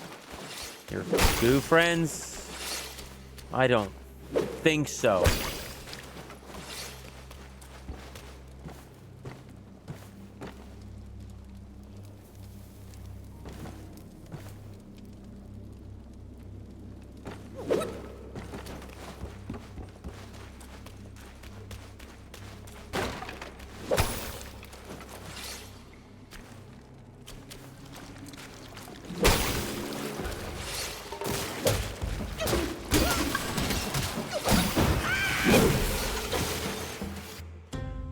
I got a new curio and a minor armor worm. In foreign lands, it toils and spins, weaving cocoons, its work begins. Unable to transform and soar, it falls to the net once more. From the southern slopes of Mount Huai, one can gaze upon radiant splendor of the mountain Kunlun. Its brilliance stretching for miles, exuding an awe-inspiring grandeur. On Mount Kunlun, there exists a creature called a Tulu. It resembles a sheep, but has 4 horns, and is known to devour humans.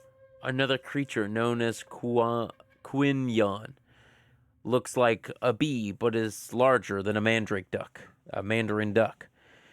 Its sting is lethal to birds and beasts, but can wither trees with a mere touch of its venom. King Mu of Zhao once had the fortune to visit Mount Kunlun.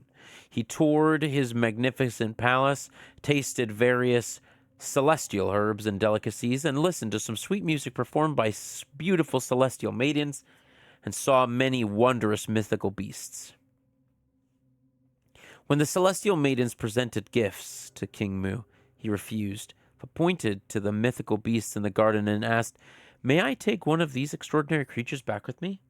The celestial maidens replied, "The beings of Kunlun drink from the celestial moat and feed on the celestial herbs.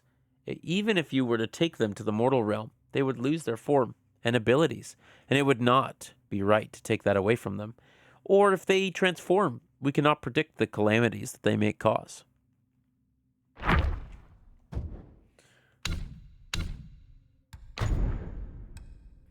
Moderately increases poison damage. Well, I don't do poison. I don't even think my sword is poison.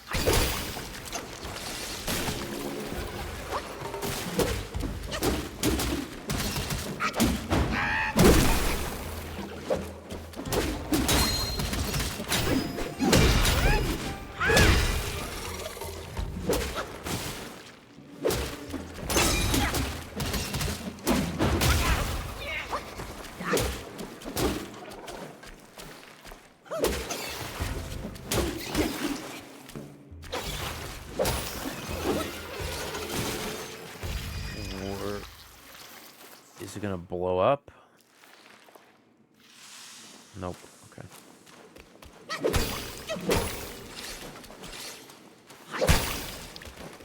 I'm sorry, Bugoo Eyes, but like, no. Not into that one.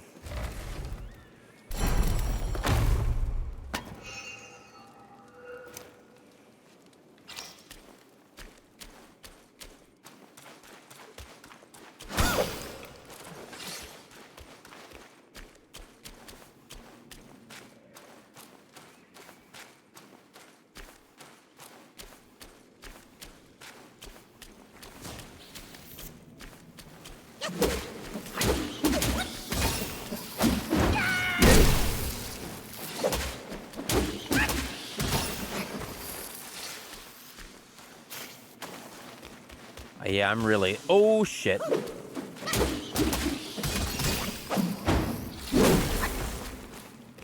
I really like this ability.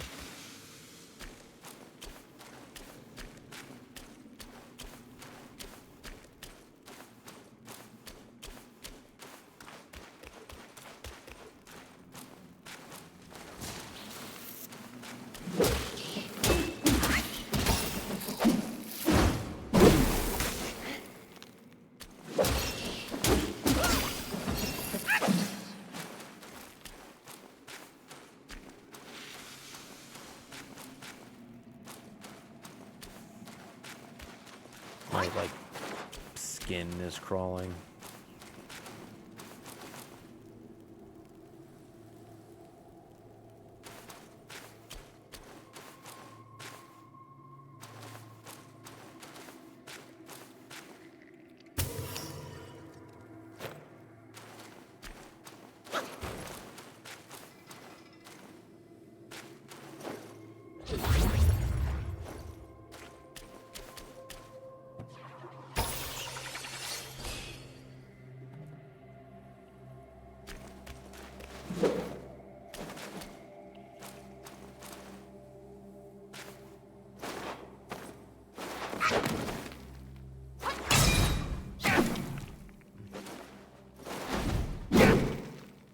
Really? That's all that's in here?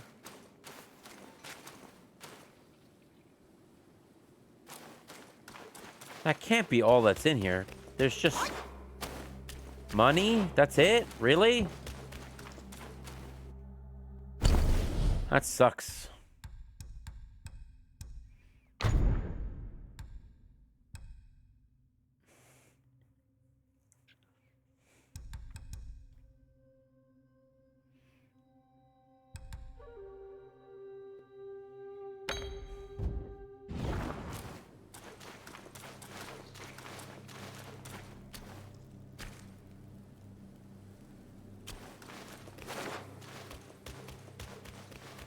Yeah, I guess that's it in here. Okay. That feels so strange. Unless that's meant to be like pillar stance.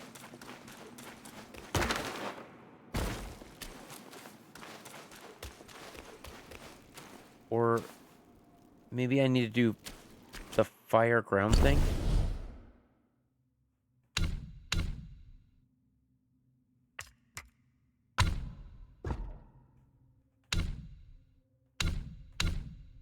Yeah, maybe I need to do Ring of Fire there.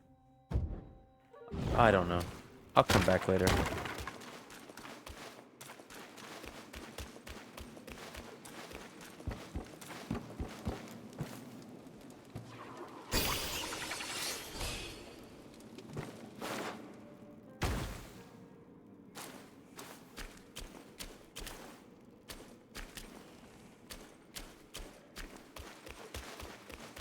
Where did I...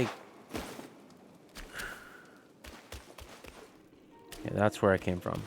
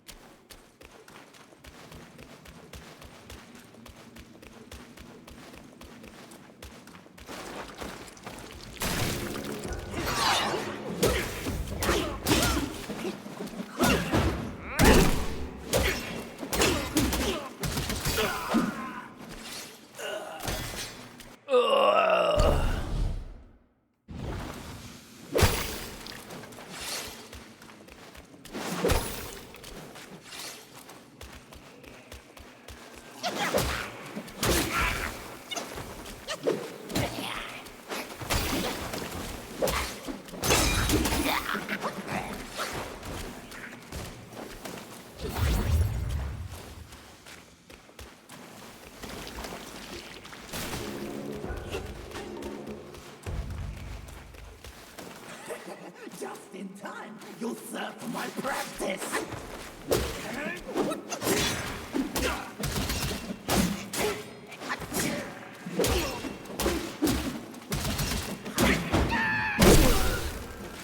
Get zapped. Fool.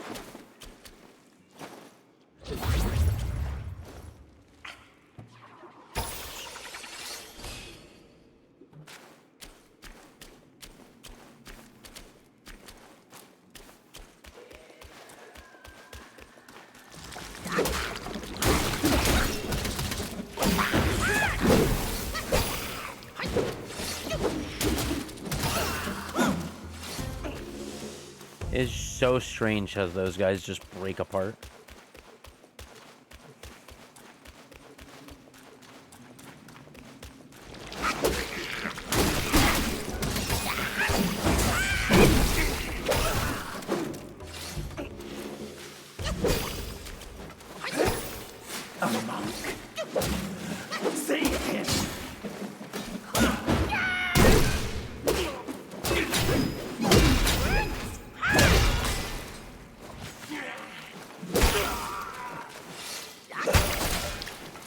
Gotcha.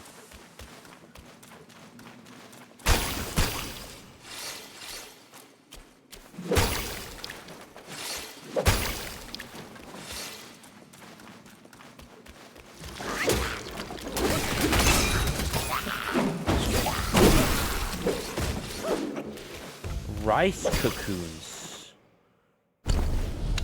It's a key item? Rice cocoon? Offering to the silkworm deity. Interesting. It is wise to accept all gifts that are given.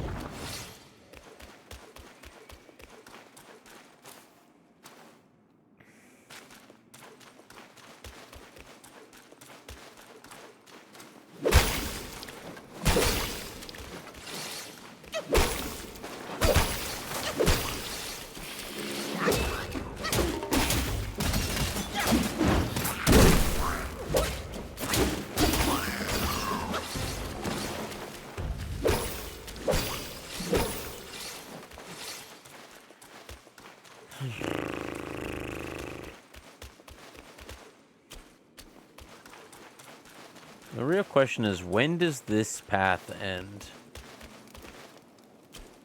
I would like to go to that down area, but another rice cocoon.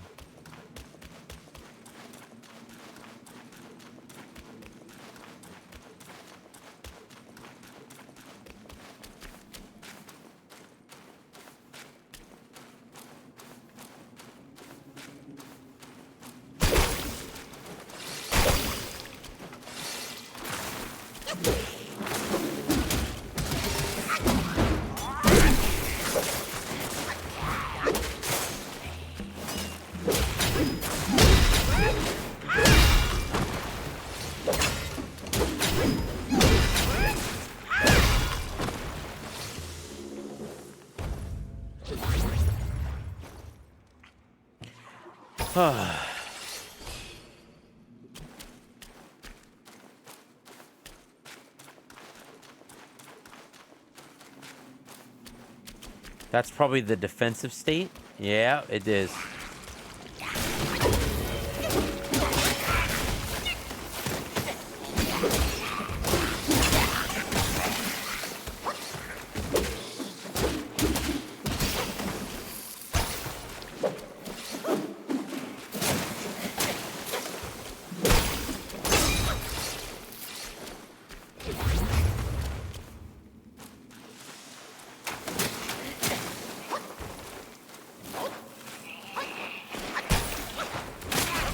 Oh, you fucking bitch.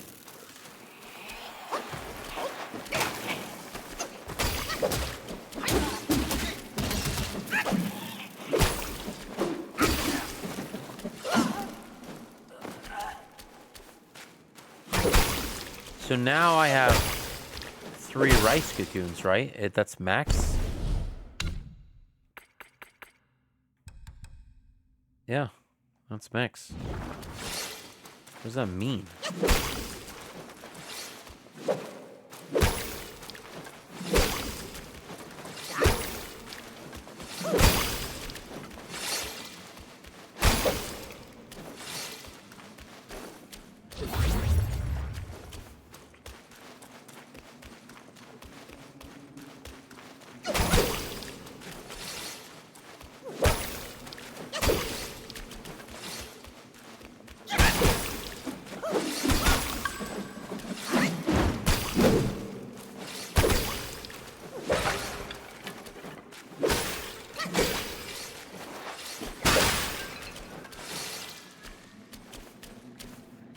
Interesting.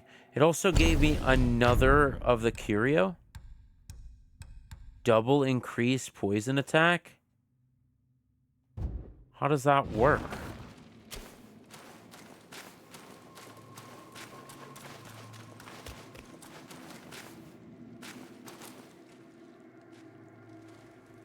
I'm gonna just go fuck this guy up.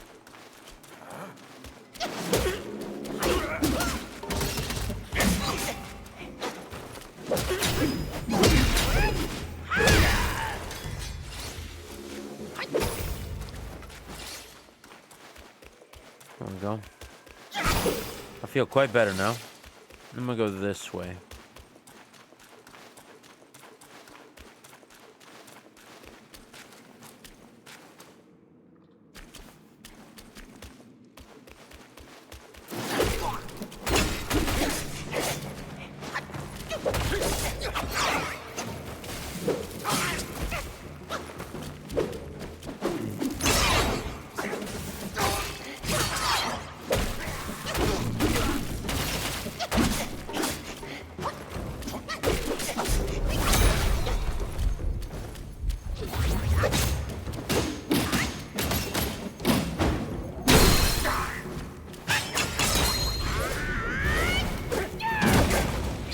How did I miss?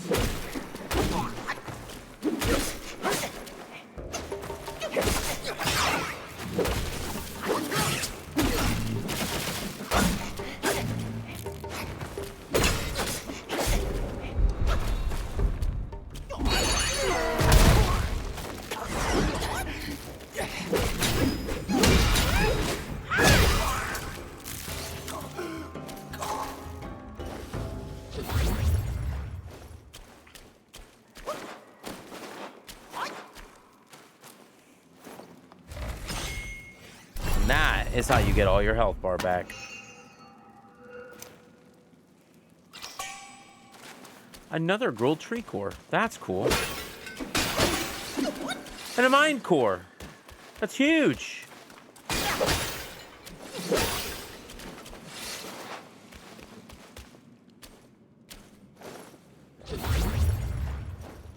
And now, your soul is mine. Woo! The Beetle Captain.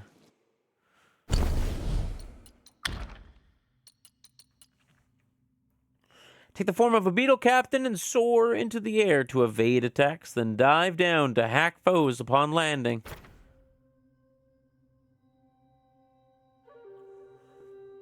Moderately increases maximum stamina.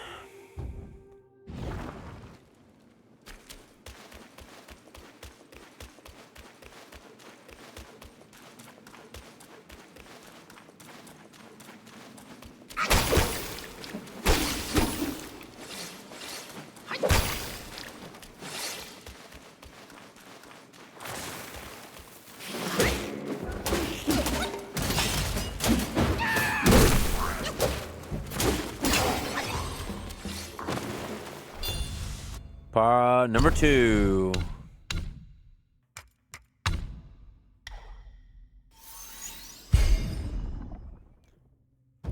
Good defense.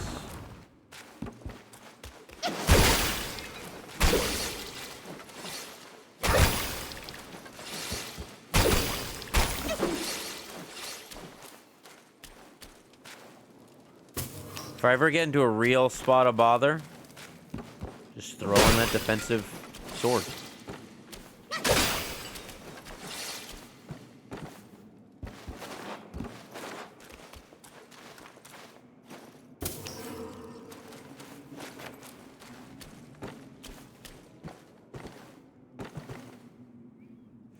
Okay, but see, I'm missing the thing in the other area.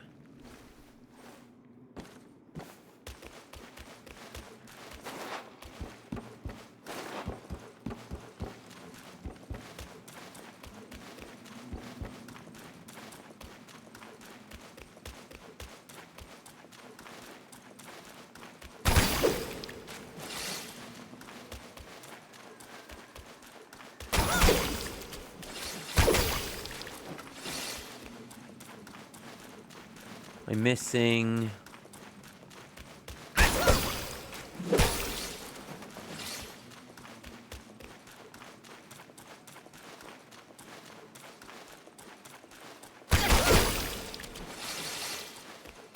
this area. Here.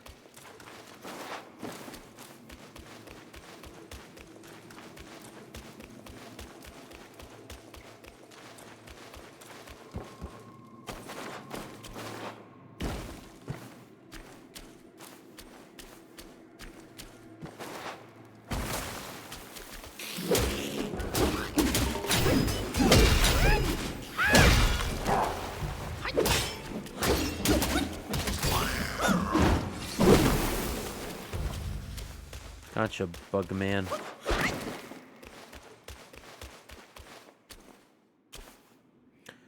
Well, it's fine.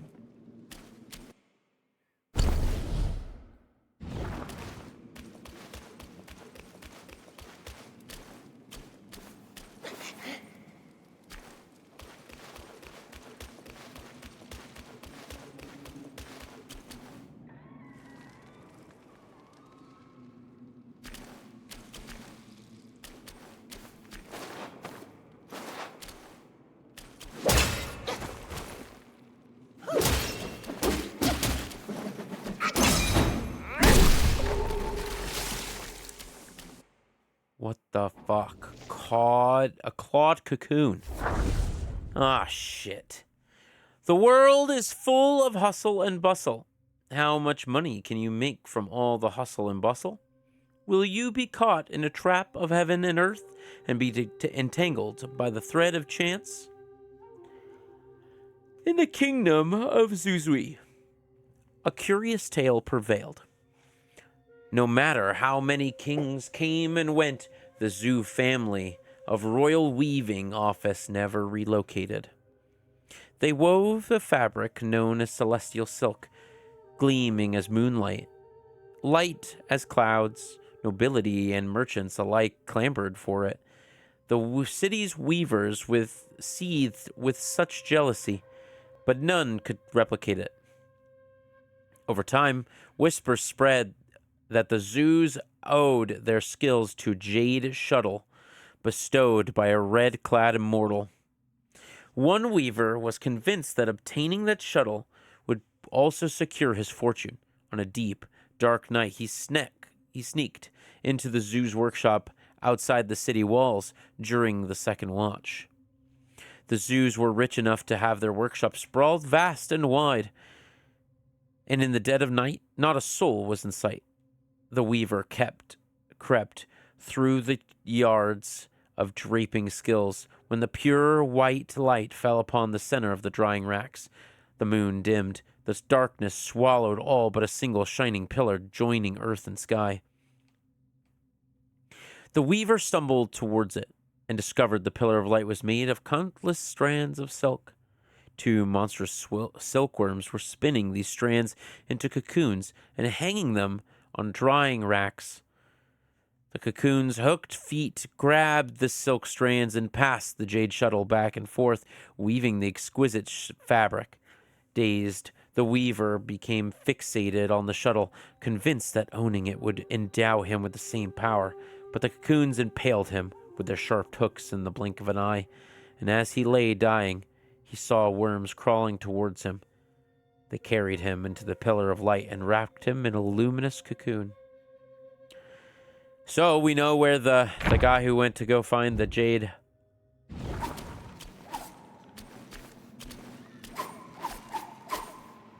Yeah, of course.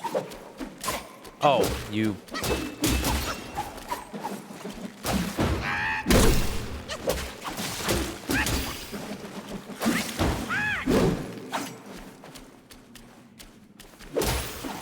You're not, you have to read it.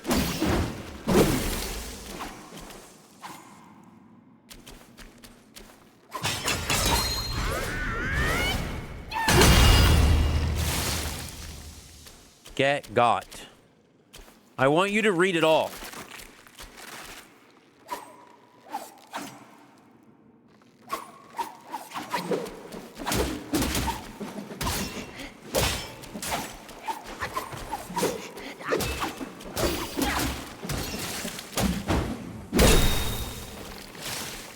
You will not do.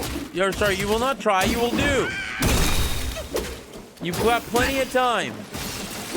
Play the game, read the lore. I just learned so much in just this area by reading the lore. Supposedly there's a big enemy down here.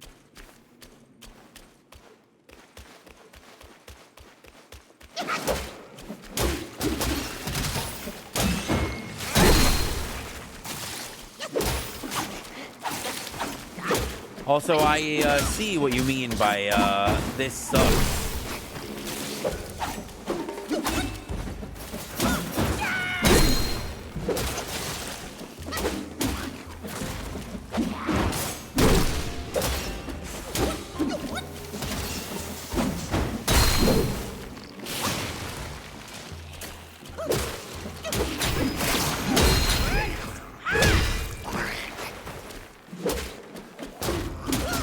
I know I'm out of stuff.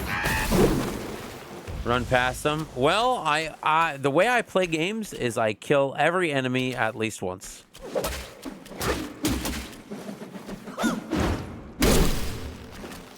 I will run past it next time.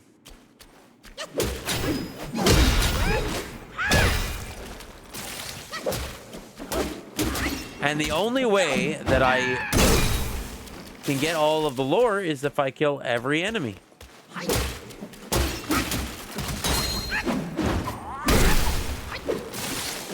I also decided to switch my weapon to this lightning one.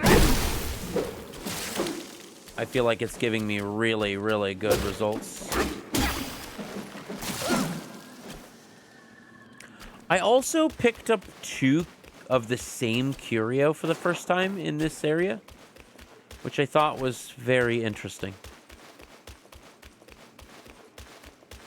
I haven't picked up 2 curios of the same the whole game.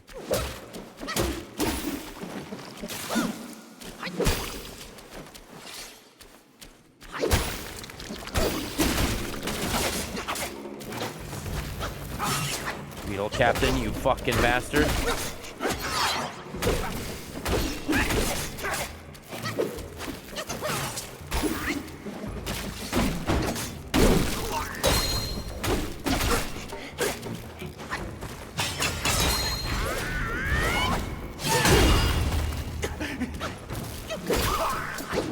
Gotcha.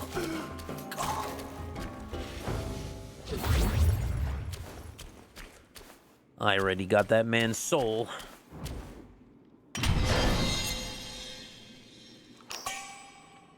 Sick. Your soul is mine.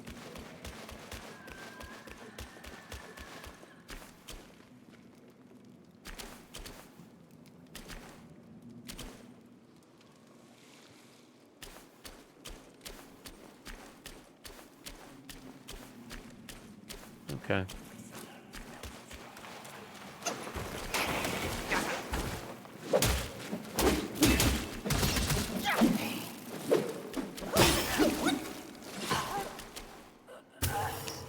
All right.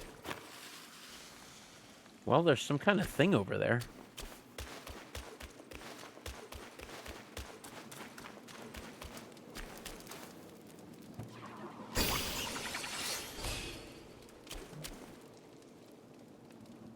Oh, that's where the, hate that.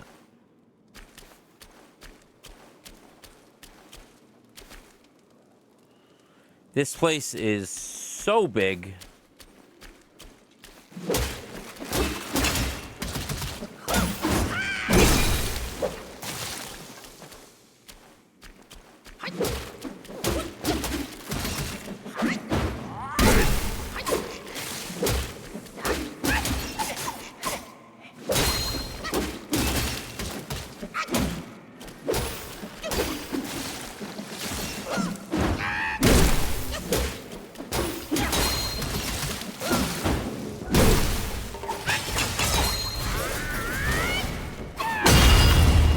Boom! I love that. That just feels so good. Ow. Ow!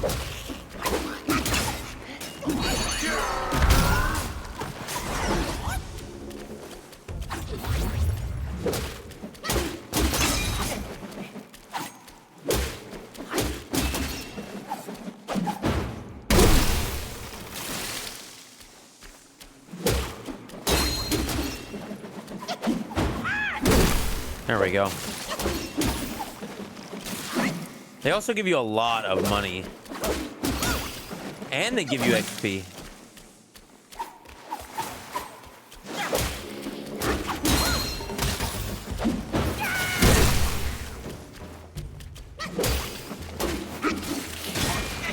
Ow. Ow.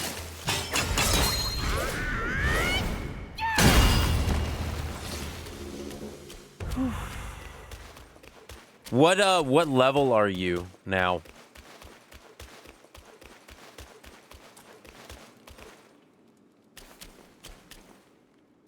Oh shit.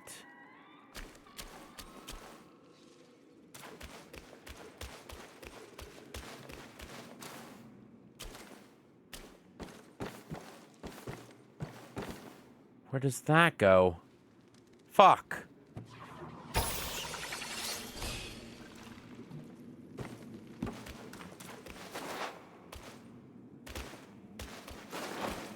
I'm so far away from any...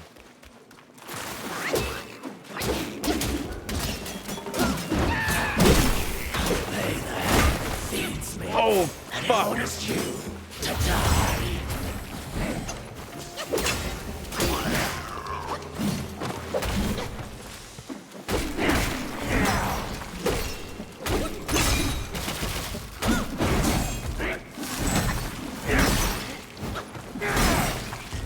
Okay, okay, dude.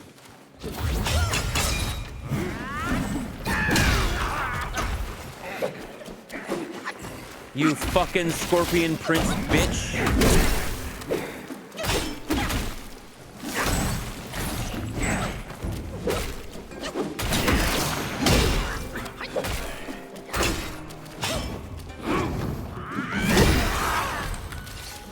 Gotcha.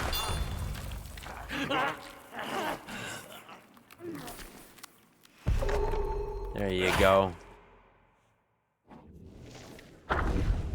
The Scorpion Prince. It hides with venomous claws, barbed hooks laced with deadly flaws. It arrives with a fierce, bold show, but in defeat, it tucks tail and goes. The four sons of the Scorpion House often secretly inquired about each other's recent activities. It was not only out of brotherly affection, but rather due to competitive spirit, fearing that one of them might be chosen by one of the sisters of the cave before the others. Not only did they spy on each other's whereabouts, but they also felt compelled to comment on them afterwards. If they heard that a brother had achieved something recently, they would make it sarcastic remarks and express jealousy. Conversely, if a brother had made a mistake, they would mock and ridicule him, taking pleasure in his misfortune. Confused by such behavior, the lesser Yaguais in the cave approached the beetle commander to seek an explanation. The beetle commander explained, "Their fear isn't without failing to marry a lady. It's that their brother's promotion will cut into their own beliefs." Hearing this, the lesser Yaguais were even more perplexed. The beetle commander continued, "The 100-eyed Taoist master will not permit the Scorpion family to amass excessive power. Thus, it is one of the four brothers ascends to the position of prince consort. The prospects for others' inevitability wane. This principle extends to the official roles which, within the cave, take the Scorpion eldest, for instance. Having gained the favor of the second madam, he faces the most exclusion from his brothers. But the eldest one is indeed more capable, while the others are not as competent," the lesser Yaguai chimed in. "Exactly. Because he has some skills, his brothers only talk behind his back and don't dare to confront him directly. If it were someone less skilled, it might not be the same."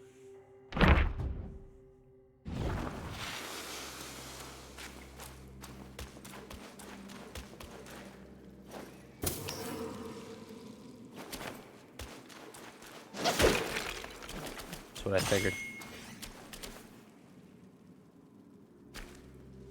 How am I still poisoned?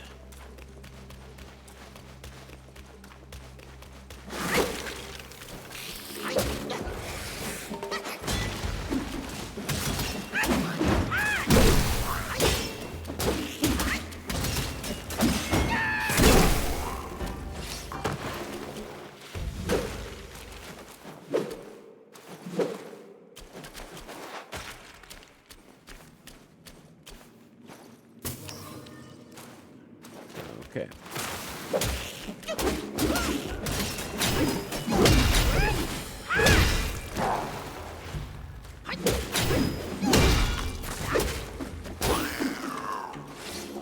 Help me get my health bar back.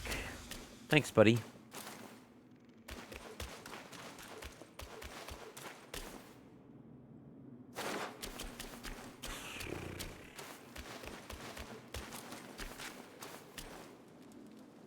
Really wish I had a map.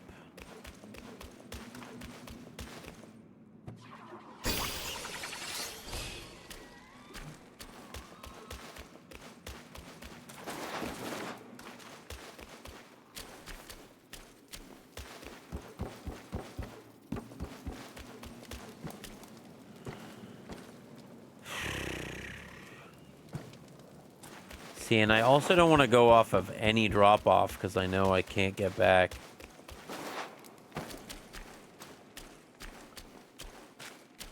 But there is a thing here.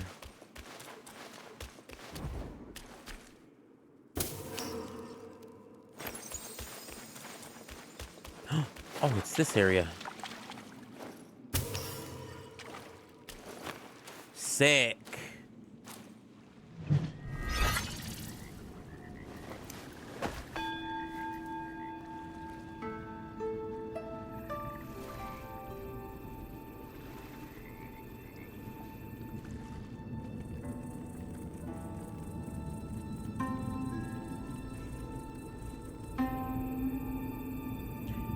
Not exactly what I would go to China for. These derelict under caverns.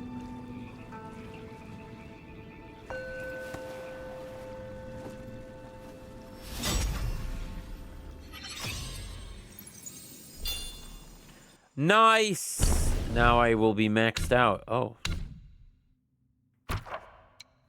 There are 6? Fuck me, dude.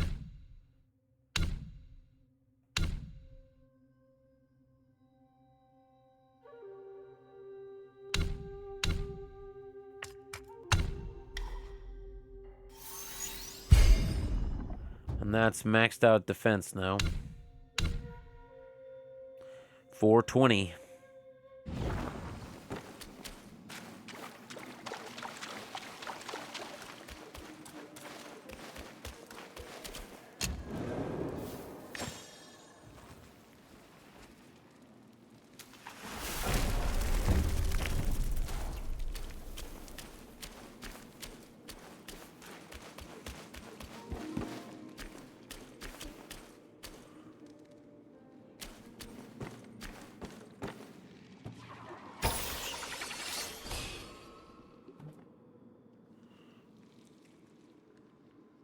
Yeah, I didn't go over there yet.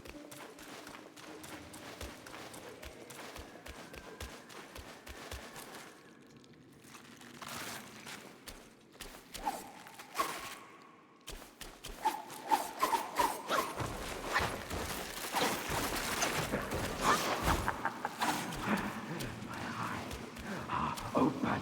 The sack could be my long-awaited chance to ascend.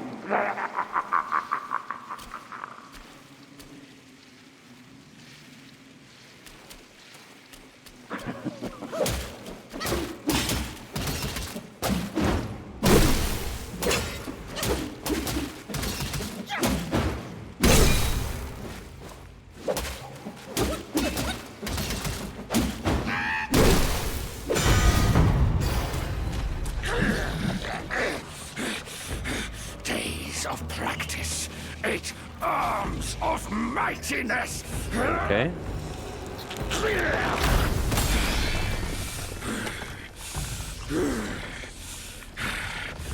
You're here at last, the destined one. By my brother's words, I will first test your worth. With blade speaks the loudest.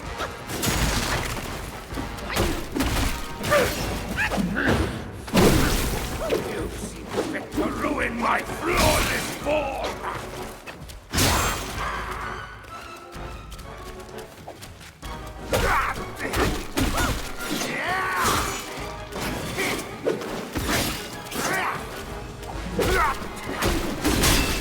Ow.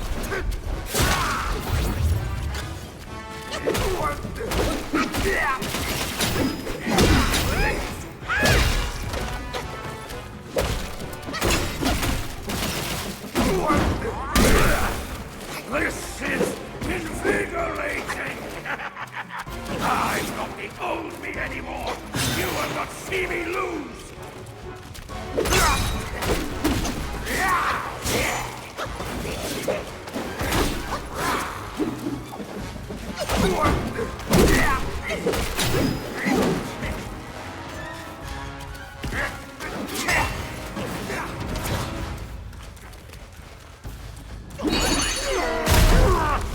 Hit him with the baby.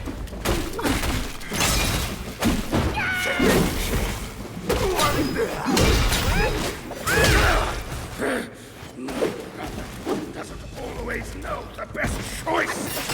I chose to walk this path boldly to carry out his dream. Hold your smirk, you audacious monkey! We'll settle our scores when I reach my full mastery! Okay. Oh no, I feel like I kicked your ass, and I'll kick it again!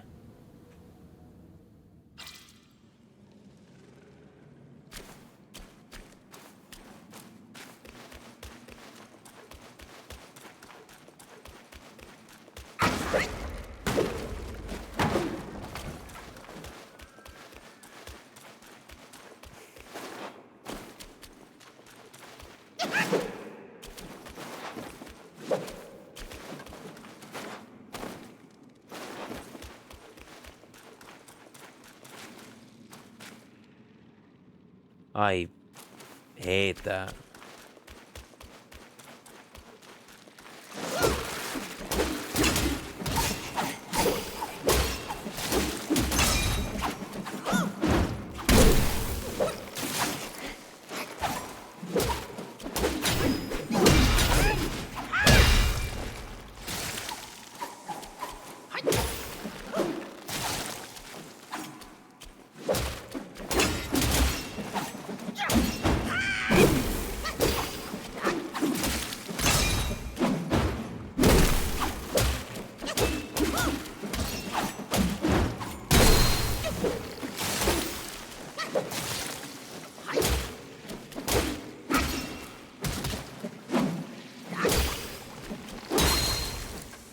Okay.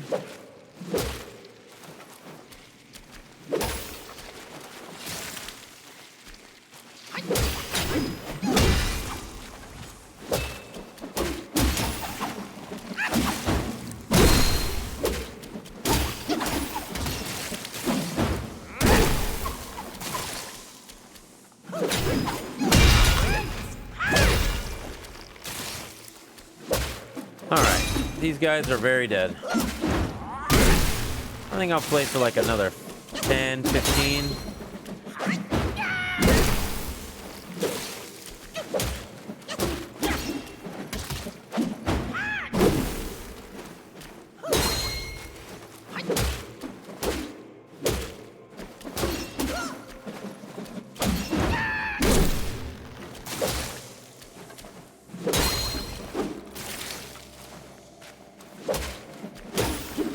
I might get another thing for just speeding these up. Yep, there you go.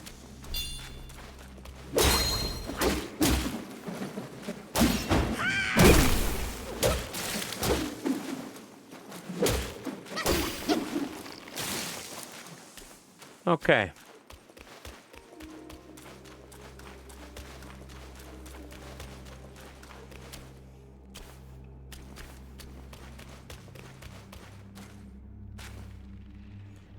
I think we're literally just on the other side.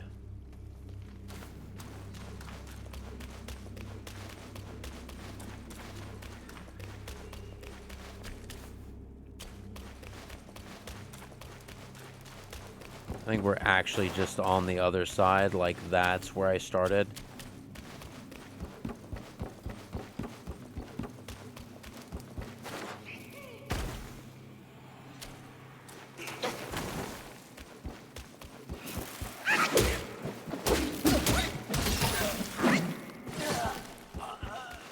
Yes, die.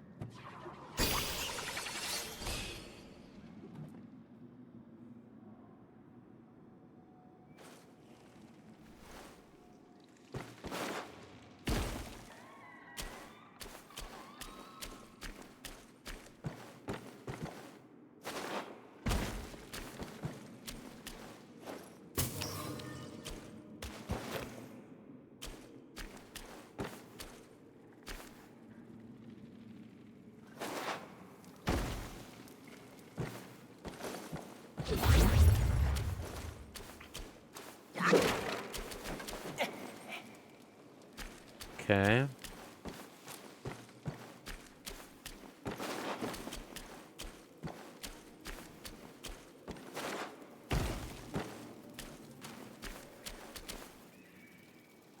Holy, yep, there's a whole bug underground city.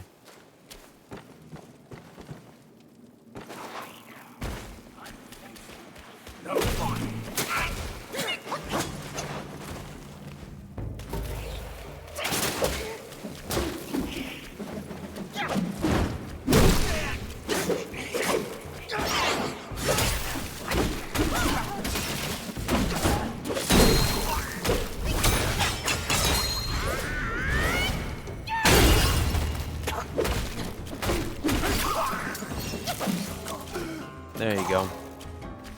Get got, fool. You may have hit me with poison, but I'll heal it right up.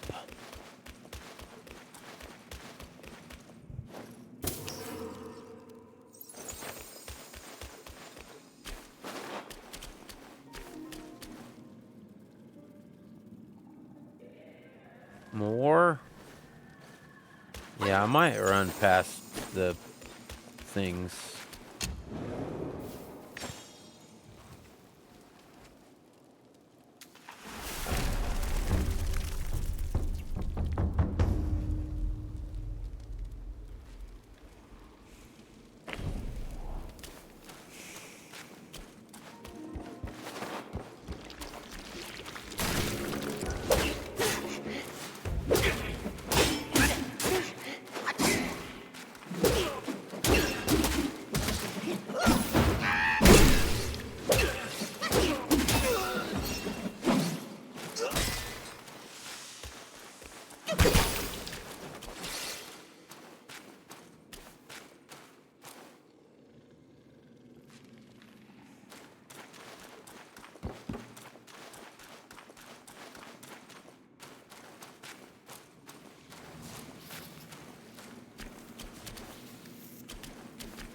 All right, you little rock spiders.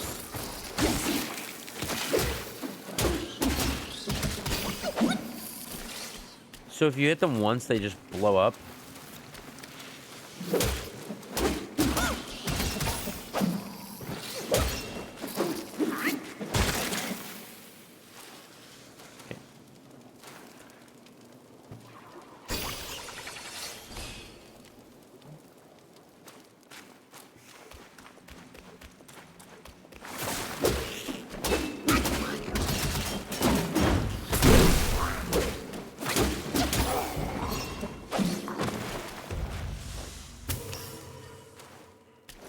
Okay.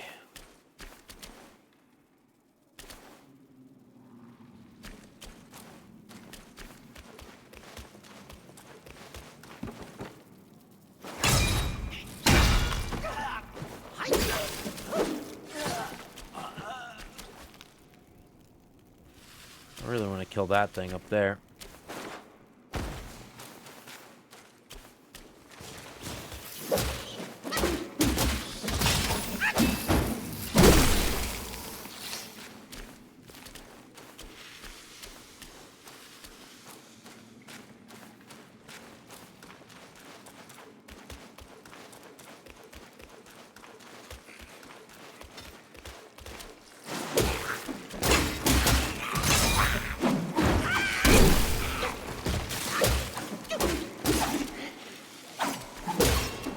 I hear something in my ear.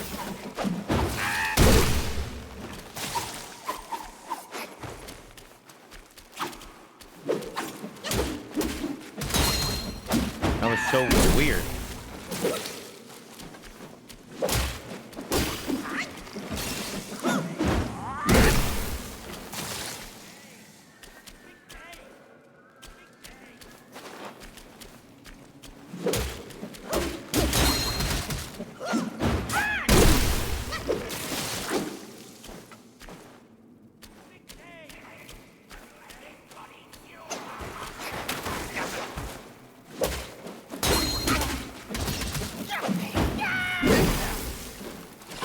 That is cool.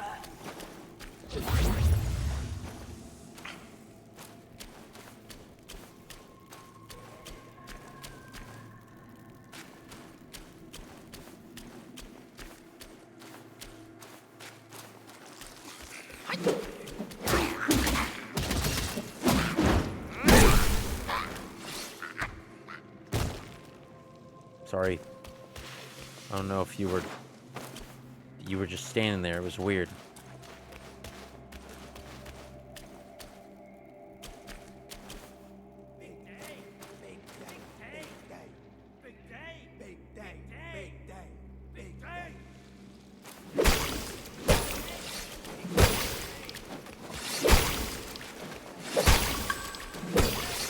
Another one?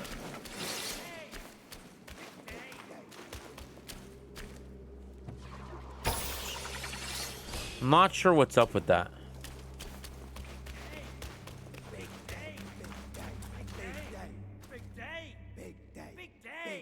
Big day! Big day! Big day!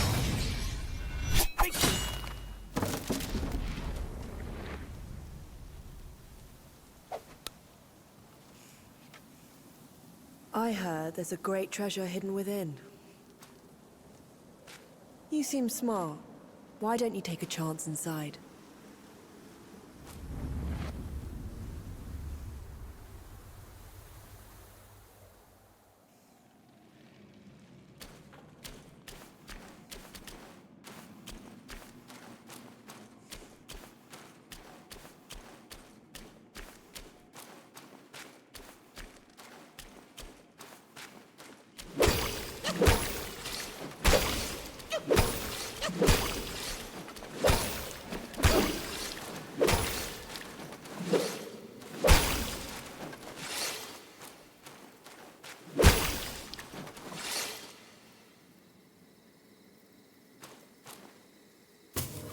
I don't know if I want to grab.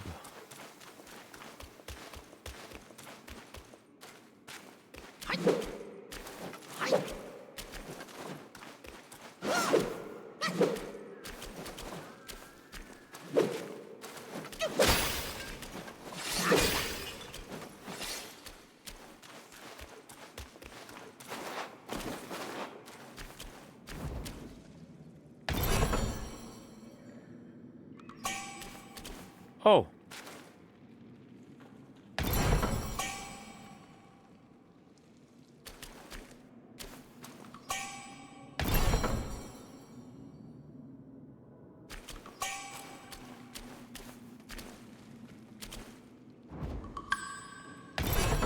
Whoa. Why?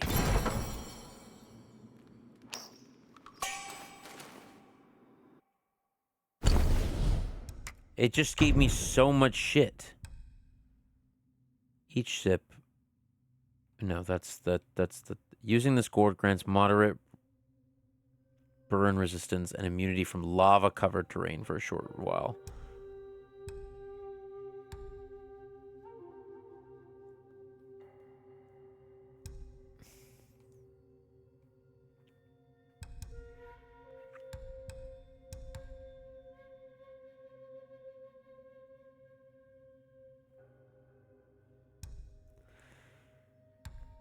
Okay. Large amount of focus. Massively increases medical health recovery from using gourd when at critical health. That's good. That's what I want.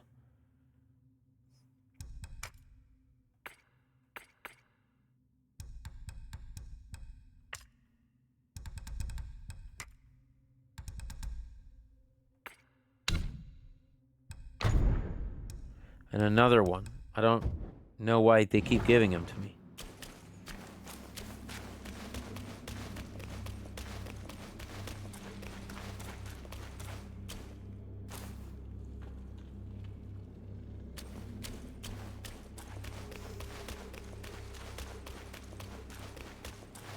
Okay.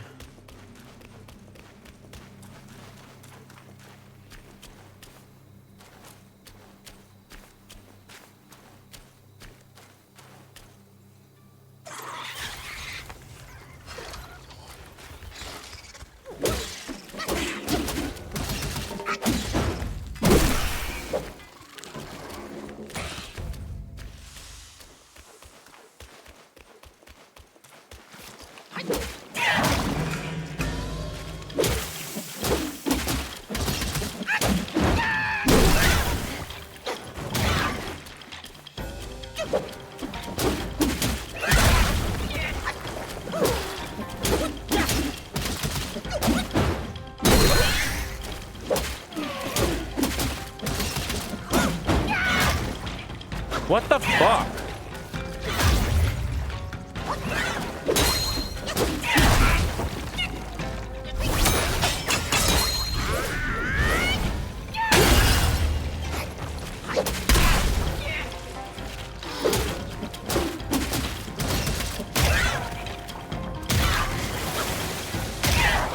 What the fuck?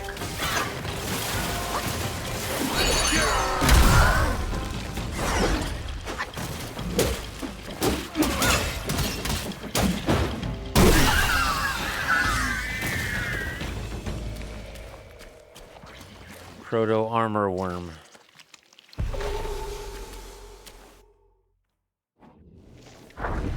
An elder armor worm. In a celestial garden, rare seeds grow by purifying spring with an immortal glow. Transformed in the tower realm, forms unique, such path to Tao, refined and sleek. In ancient times, someone who cast 2 celestial eggs from Mount Kulum into a blessed land on earth. However, the will of the mortal realm was not as abundant as that of the celestial realm. As a result, the celestial eggs failed to fully nurture and lost many of their wondrous abilities, taking on vastly different forms. One of the celestial eggs was used to redeem the guilty, while the other was hidden away by someone with ulterior motives. From this hidden egg, various creatures emerged, and it came to be known as the Elder Amberworm. Armor Worm.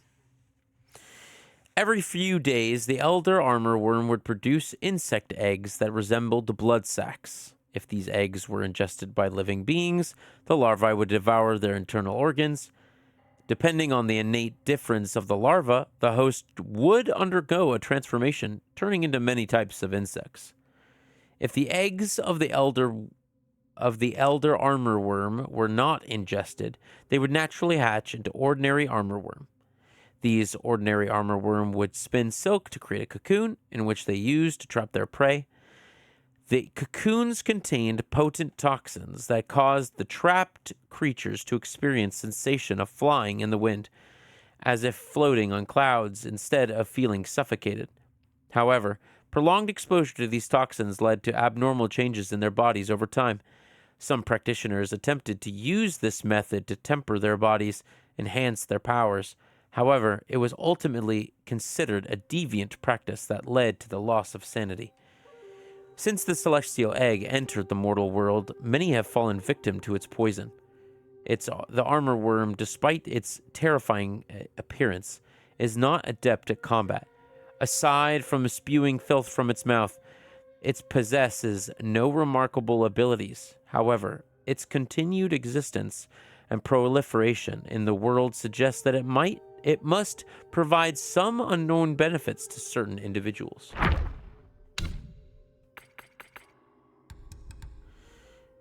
A metamorphosis of the amber worm is contingent upon their host. However, once morphed, these worms lose their ability to reproduce.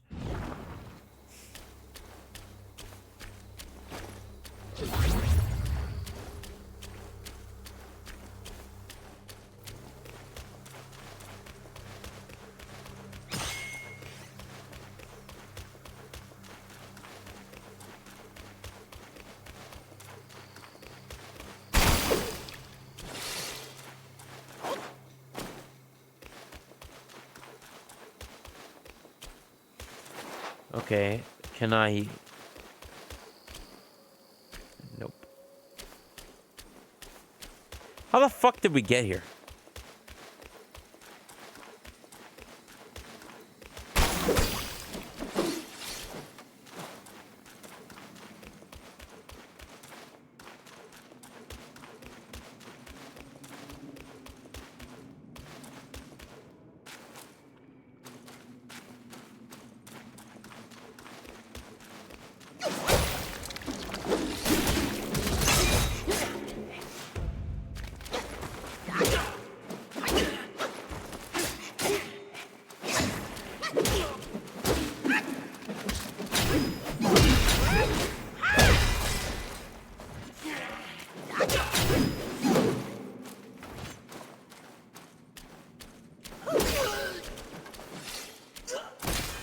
we go. Get got, fool.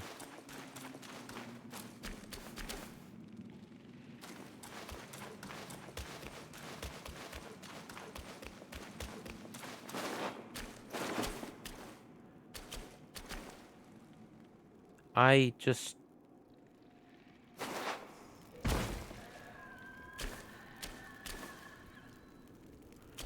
just did that.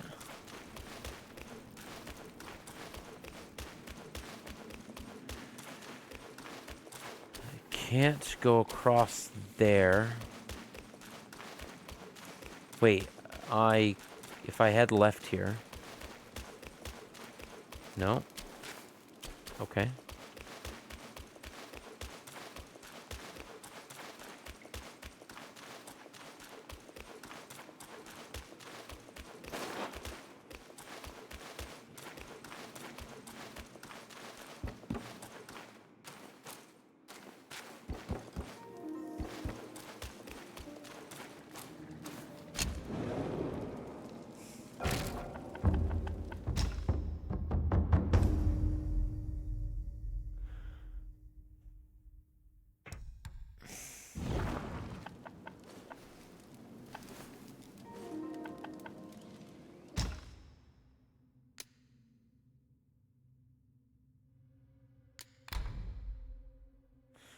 I don't think that that's good enough.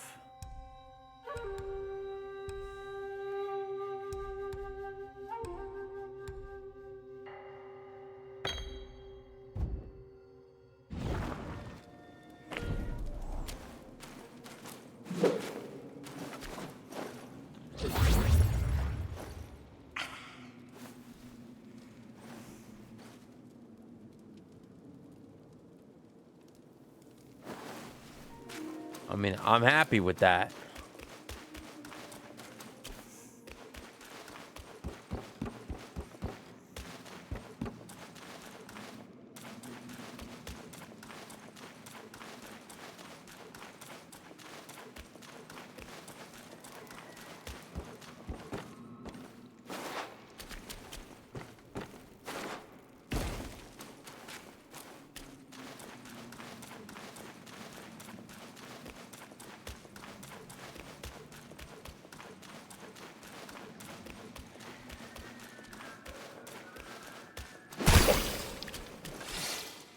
Okay.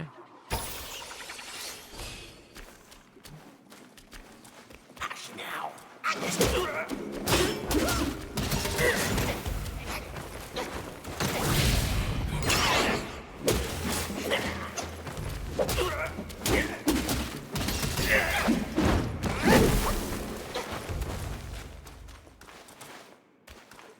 Okay.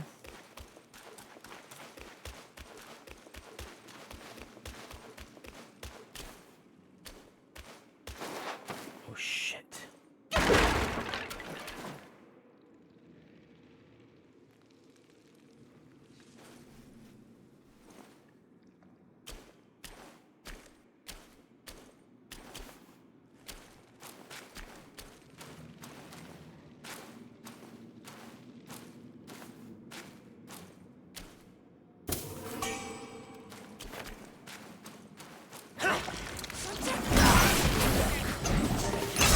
Shit.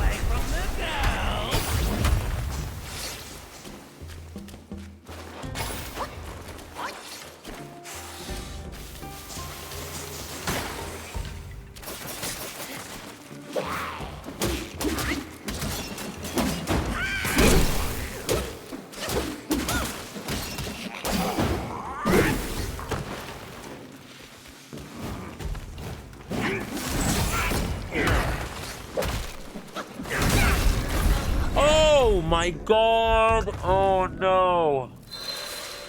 He did more than half of my health in one hit. What the fuck?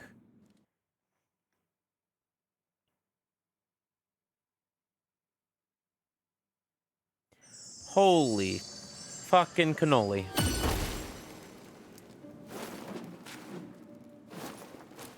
How do I get back there?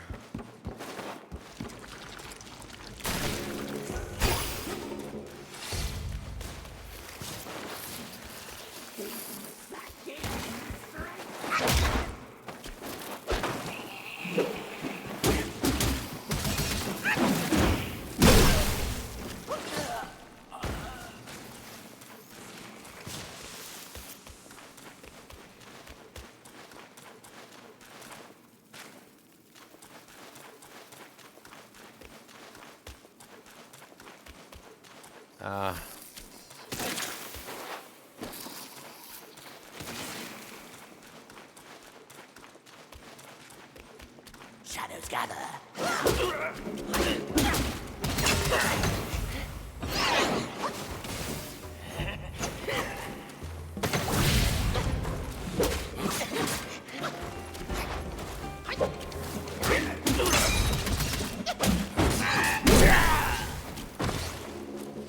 Okay.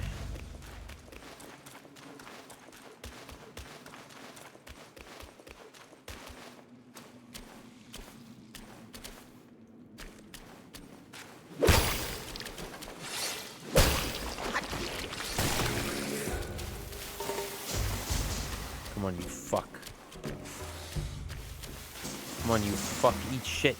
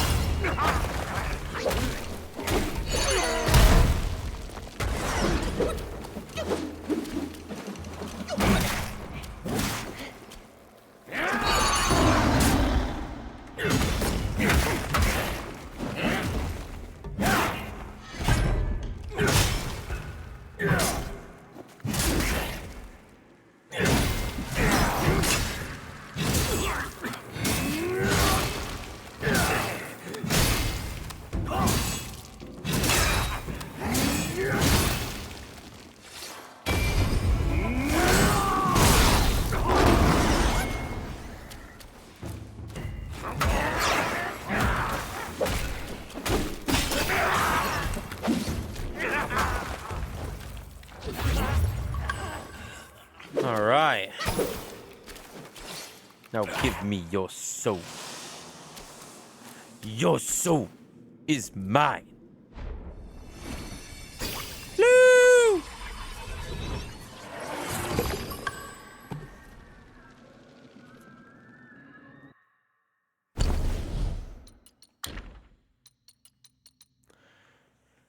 Scorpion Prince.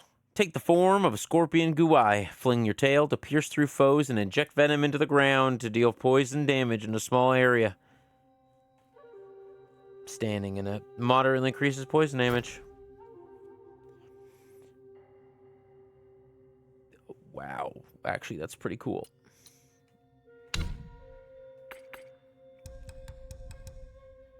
For short duration after using Gourd, inflicts a poison state to the destined one himself. That hurts. Is there something that when I am poisoned, I become stronger?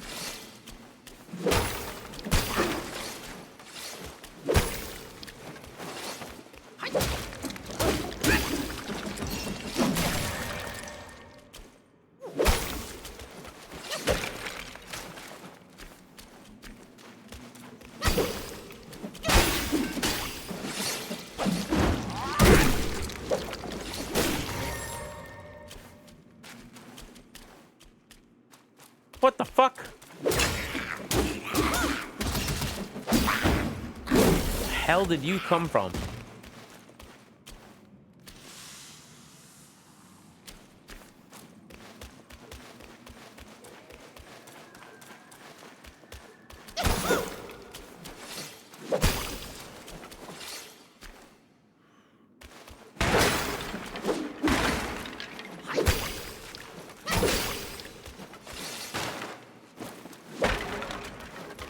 Okay.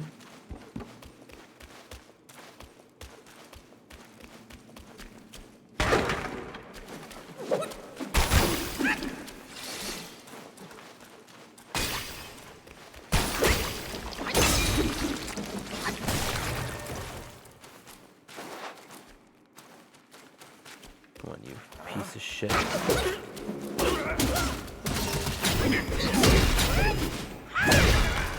See through the dragon's eyes.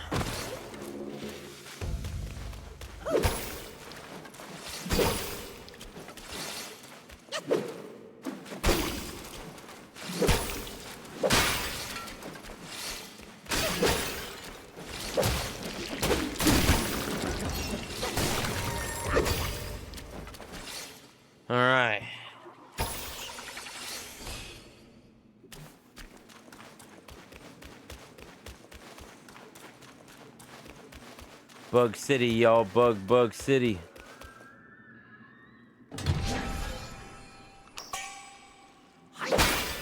Mirage Hill.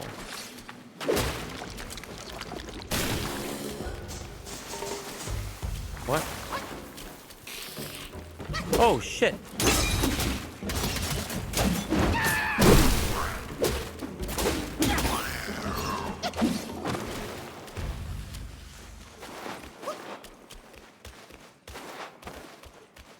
Okay.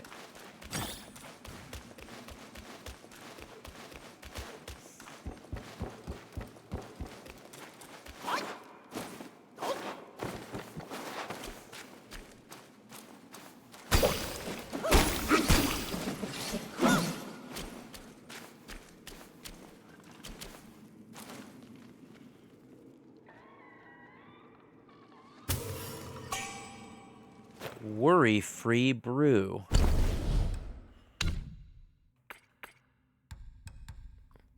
Each sip recovers 24% of maximum health. When at critical health, it massively increases the recovery. Okay. Instantly gain a considerable amount of what you might. Well, that seems pretty good.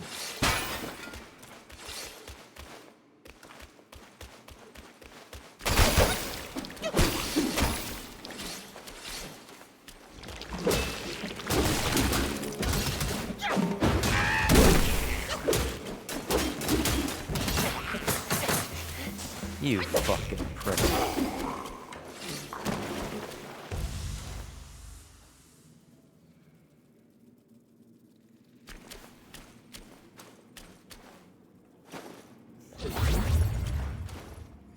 I think we're gonna go a little bit farther. Nah.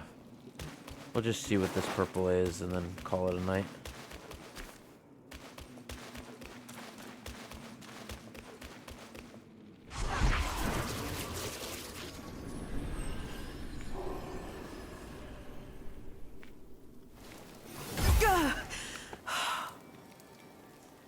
Blast this talisman! Those old rascals.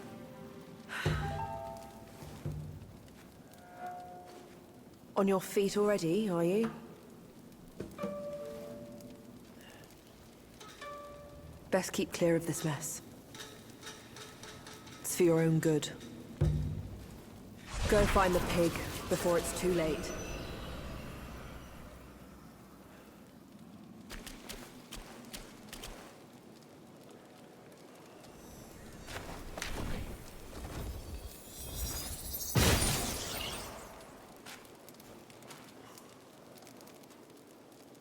Okay. I love how that didn't tell me anything other than that she's unable to do that on her own.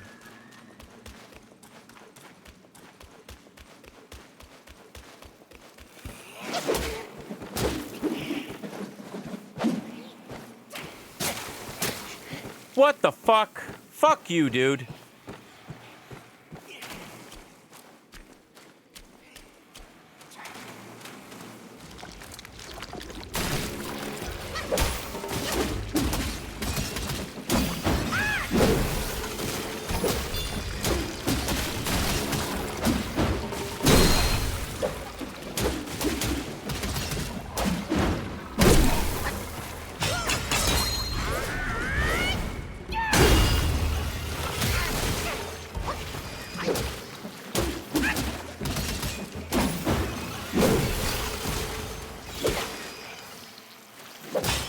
Okay, you. Alright. What?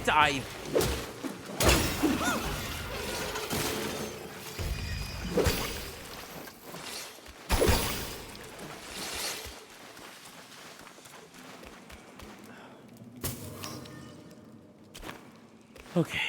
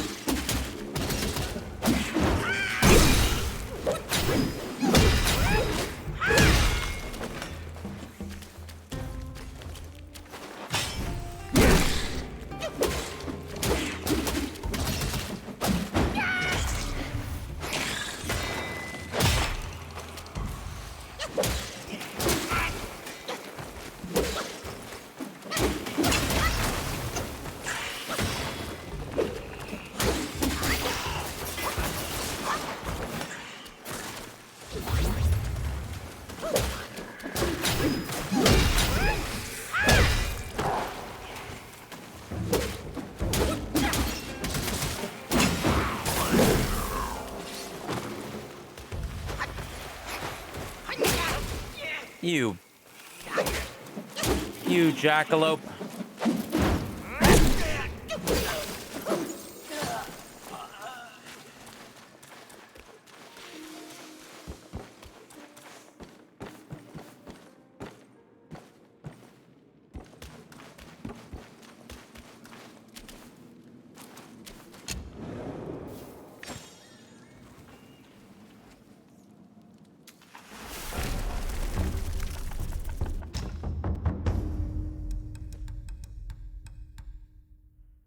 Golden Lotus.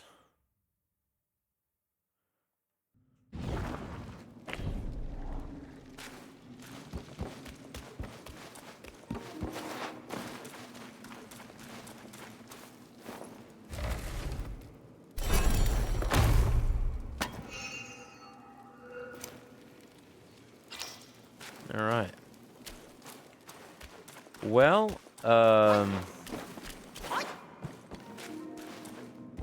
I think that's where I'm gonna call it quits. There's still shit tons of area that I haven't explored, that I haven't done things in. I'm gonna go... Oh. I'm gonna do this, and then I'm gonna go back to the base. And then that's gonna be it for me.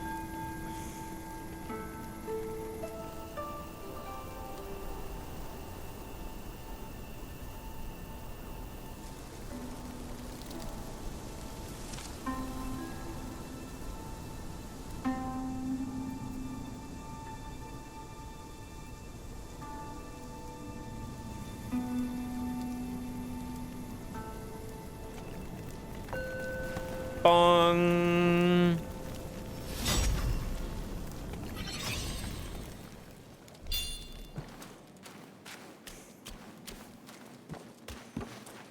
I think if I up that critical hit chance, should be the way now.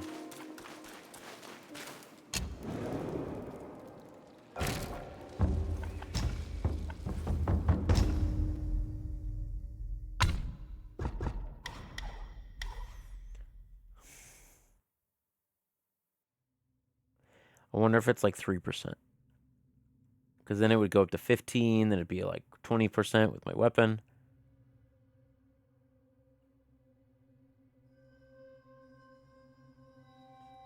And I also should really do this too.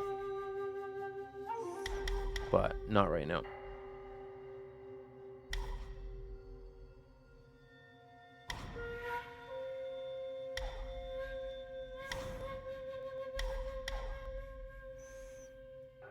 I don't really care about critical hit damage until I have critical hit.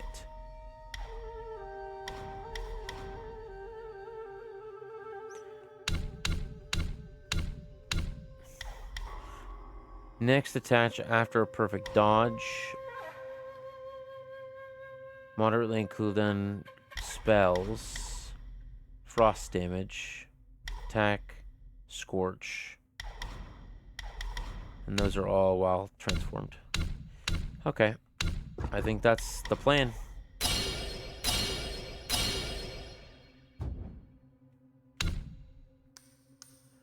That is how to redo it.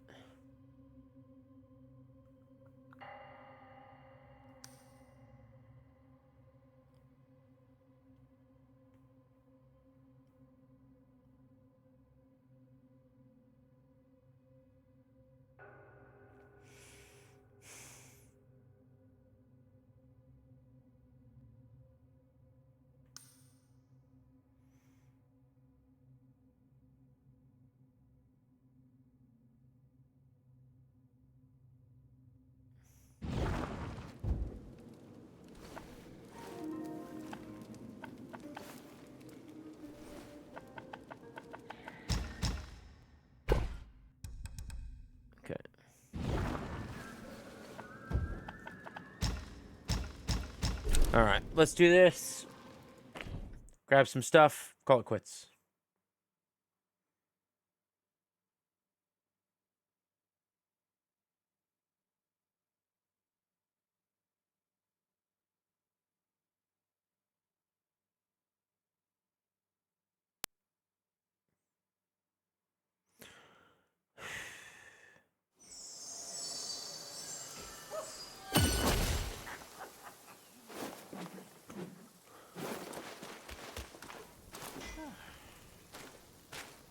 Mine eyes doth see the dell from the confines.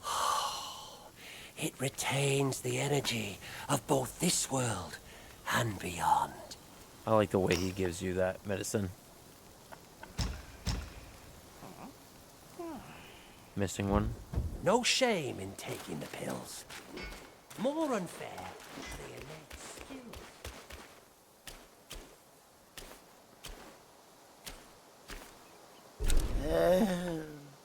With no one else there? An armor worm? Oh, I've only laid eyes on such a thing but once in the court. How come you bear it? If you leave it with me, I would be most eager to delve into its study. Sure.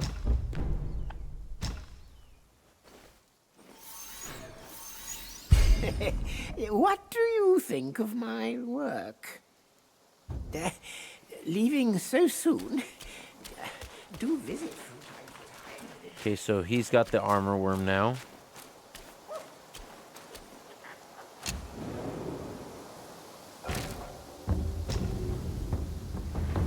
I think I'll stay here. 2 of 6. All right.